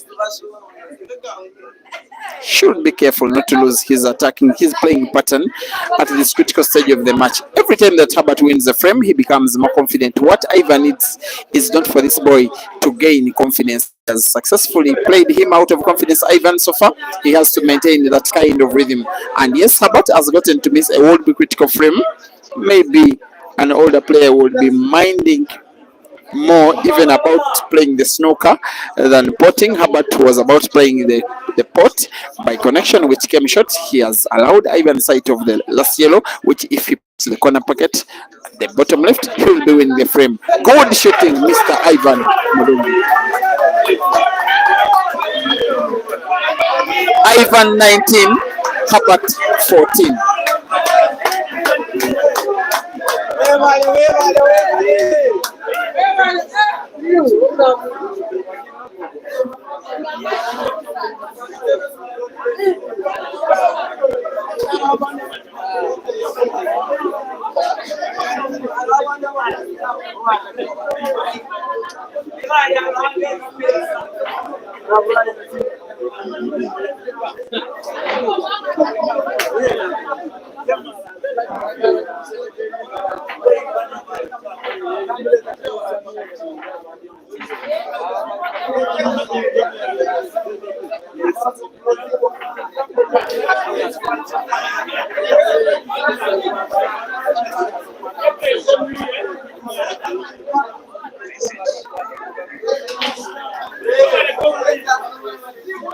Now on the Facebook stream, Chimiansolite is very funny. He's telling us that at Herbert's age, he never knew that this sport existed on the earth, on the face of the earth.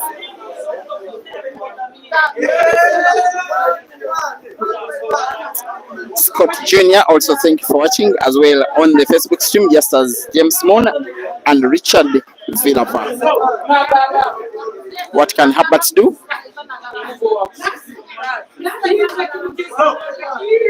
He needs to win 7. His opponent needs 2 out of 8, including this ongoing frame.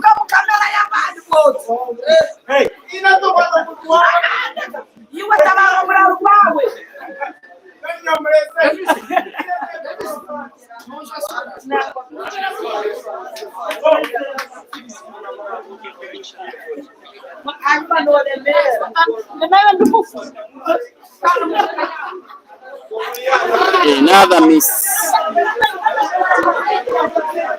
And this frame is a brief summary of how this match has been ongoing, especially for Herbert. So many times he has been coming close to winning frames, and so many times he has lost those same frames. And Ivan has most of the time had that one same answer all through.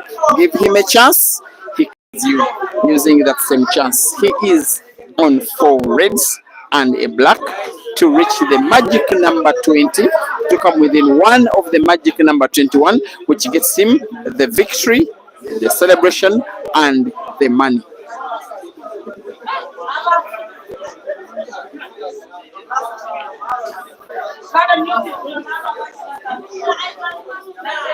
A roll of the red ball to the center pocket, direct or off the yellow.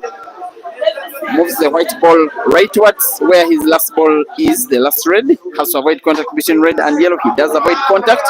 I'm not so certain he can see the red in full. If he can see it, then he's in business. If he can't, his opponent may take advantage, playing mass shot, cover quite round the yellow bit, finds the red, but won't be spotting it.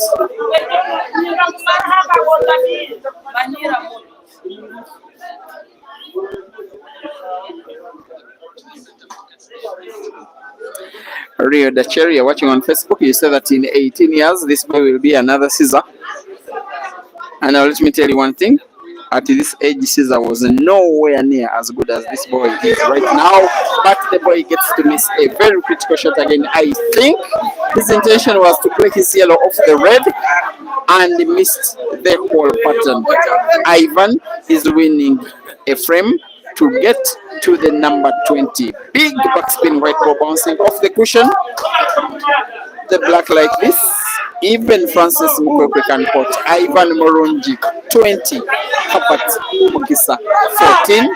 1 to go for Ivan, while the young man needs to win 7 frames in a row, or else succumb to defeat in 440.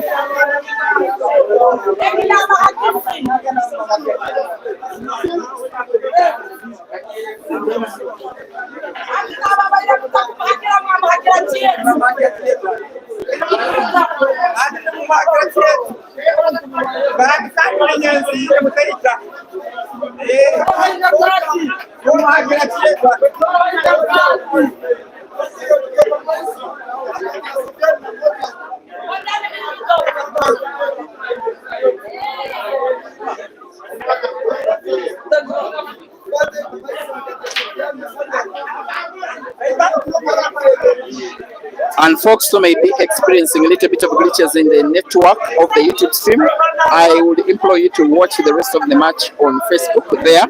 There is no issue whatsoever. It's just for a few, not for everybody. Those who are having glitching problems watching on YouTube. Herbert MUKISA trying to benefit from a scratch on the break from Ivan Murungi. Remember, the table remains open after a free shot. It is an open table. Clearly, Herbert is going for the reds though. Rolling this red to the center pocket on the top, closes the table. by Herbert playing the reds. He has now one relatively bad red on the table, the one that is so close to a yellow near that corner pocket at the top right. You may want to put the red at the corner pocket, use the white ball to open up the bad red, just like that. I'm not so certain about him having good white ball for either of the three reds which he is having in flight, only partially. This could be another moment of trouble for the young man. He needs the sharp cut of that red or bank it off the cushion to the corner, the center pocket. On target is the bank. He also seemingly has white ball for that red ball near his standing position now. He wants to get white for the one near the center pocket at the bottom, just like that. Put it with a little bit of top spin because both reds are portable to the responding corner pockets on the bottom and the top respectively, just like that. The rest is a formality.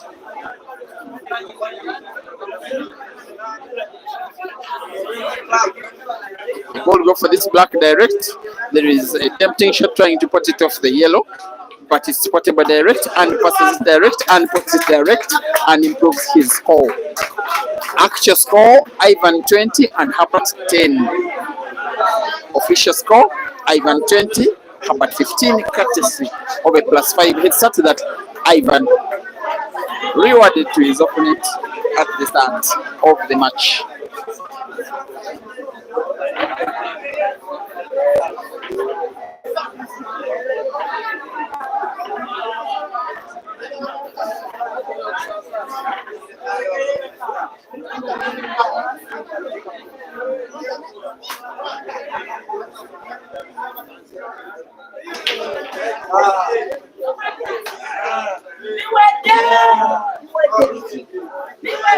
Now Ivan's fans are here chanting, and they are saying it's over. And they are saying that it's all over. Of course it is not. The table remains open. Ivan closes it, playing the reds. Look at the situation here, that corner pocket at the bottom right of the table. And look at Ivan's reds in relation to the yellows, in relation to the pocket itself. Look at that red that is almost touching another yellow. It's the ball. Ivan needs to negotiate well. And one of the ways he can do that, look at the red near the center pocket at the bottom. When he rolls it with the cushion right to the same corner pocket at the bottom left, if played with top spin, if on target, white ball could open up that red which is almost touching two yellows. Better still, play with a little bit of back spin, be on target, get white ball for that red which is near the top end of the table, just like that. He gets to miss what will probably be a frame-winning shot because the white ball he had granted himself would make a cut on the red near white and naturally open up the dead red. Herbert may play a bank. It is on target, but he is still in trouble. When he pots, white ball opens up the bad yellow, but he must pot. If he misses, he may miss the frame. A tempting shot, this one. Combination shot, potting both yellow and red. But a better option is what the young man is going for. Pot to the corner pocket with lovely backspin off the cushion like that. Left with the task of rolling that yellow ball to the corner pocket at the top right. White ball bouncing off the cushions to get white for the black to the center pocket, just like that. He has made light work of finishing this frame. He's still the underdog, even the current score. It is Ivan 20 and Herbert 16.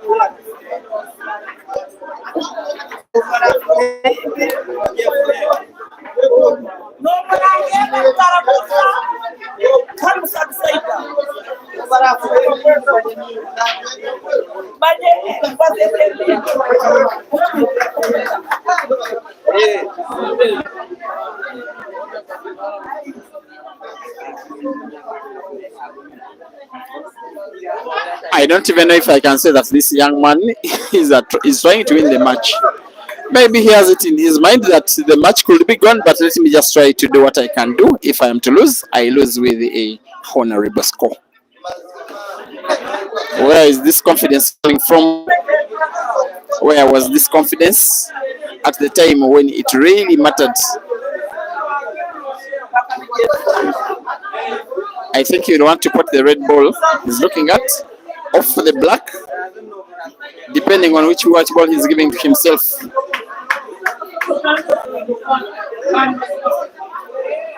Change of idea. Putting the second red ball to the same corner pocket, white ball bouncing off two of the top cushions like that. He has accurate white for the last red to the center pocket at the bottom.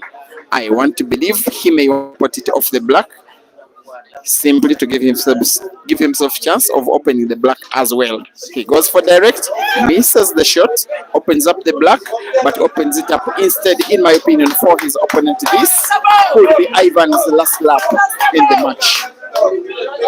He has his fans clapping for him. We know that this could be the frame that makes him $600 richer in the next 1 or 2 minutes of tonight. Ivan Murungi, the finest of Fort Portal, the King Kong of the region, trying to take down the young man once and for all with this final smoker, hoping that Herbert fouls Ivan to use the free shot to open up the frame once and for all and take down again once and for all.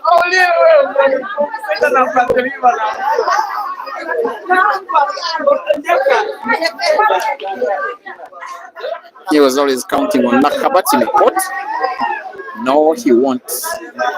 But hasn't given the white ball away so cheaply.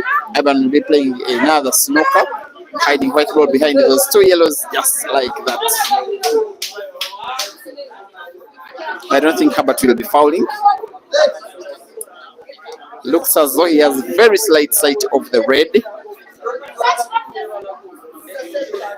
Off the cushion, maybe off the jaw of that center pocket, he does find the red, but putting it is a different one altogether. Off the jaw, and it's a pot, very good shooting from Herbert.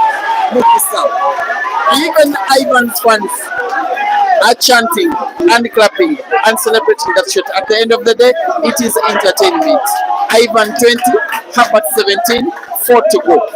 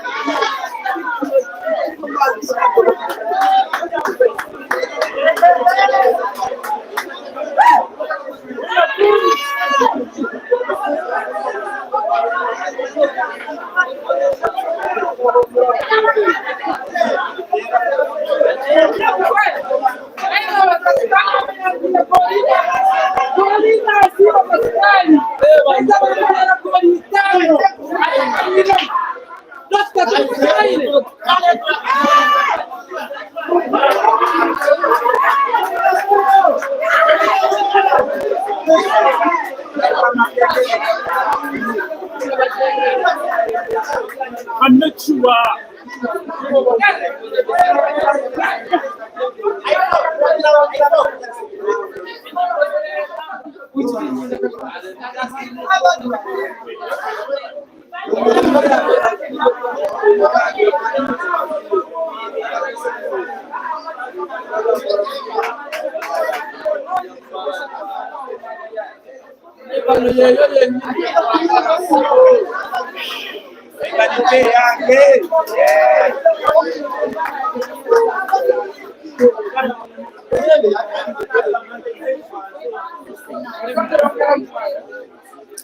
I just wonder where that confidence to make it 17 came from Herbert.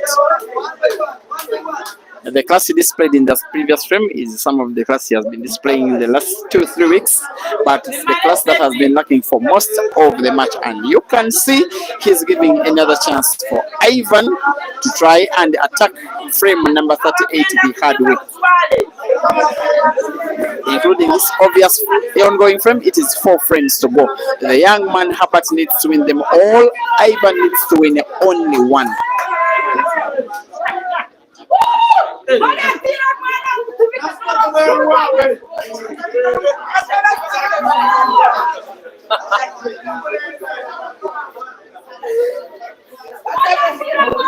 Ivan continuing in attacking play, putting one red using white ball to open up another. He has, however, 2 reds which are relatively dead. Those 2 that are close to 2 of Herbert's yellows near that corner pocket at the top right of the screen. Ivan opens up one of them. However, not very lucky with the opening because he has that open red ball entangled, touching another red near that center pocket at the bottom. He plays to open up those 2 reds.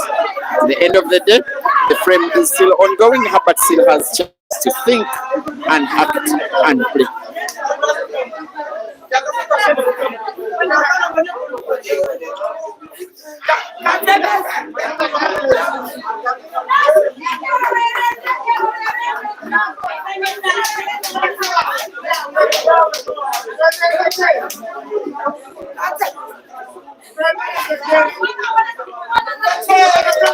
With that bank, is this the chance for Ivan to take the money, to take down the ball, to win this money match, to make Fort Portis proud, to have his status undisturbed as finest player within the region? Off another red, frame is open. This should be Ivan's final lap of the match. He has taken a very contented with what he has performed in the match and very contented with his last shot. The fans of Ivan are chanting, "It is all over."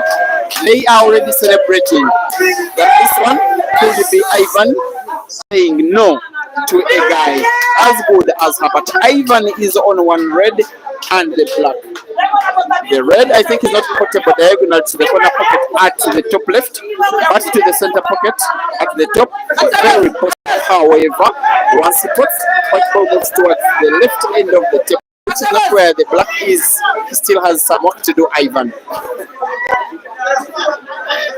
Going for the center pocket, he may have to go for power to move the white ball leftwards and back rightwards where the black ball is. This is the shot. Center pocket on target, white ball sunk. Advantage Herbert.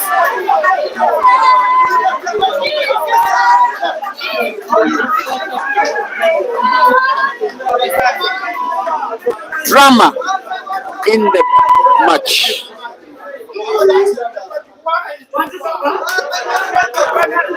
It is now but in full control, at least of the ongoing frame. I still think Ivan is still a big favorite to win the match, but you will never know. In sport, you just never say never. Another player would want to play snooker there. Herbert is not another player. He is Herbert. He is going for the frame. Playing as confident as though this one is his winning frame. He needs to win 4 in a row. Someone remind him that once he misses the ball, he may be missing the match.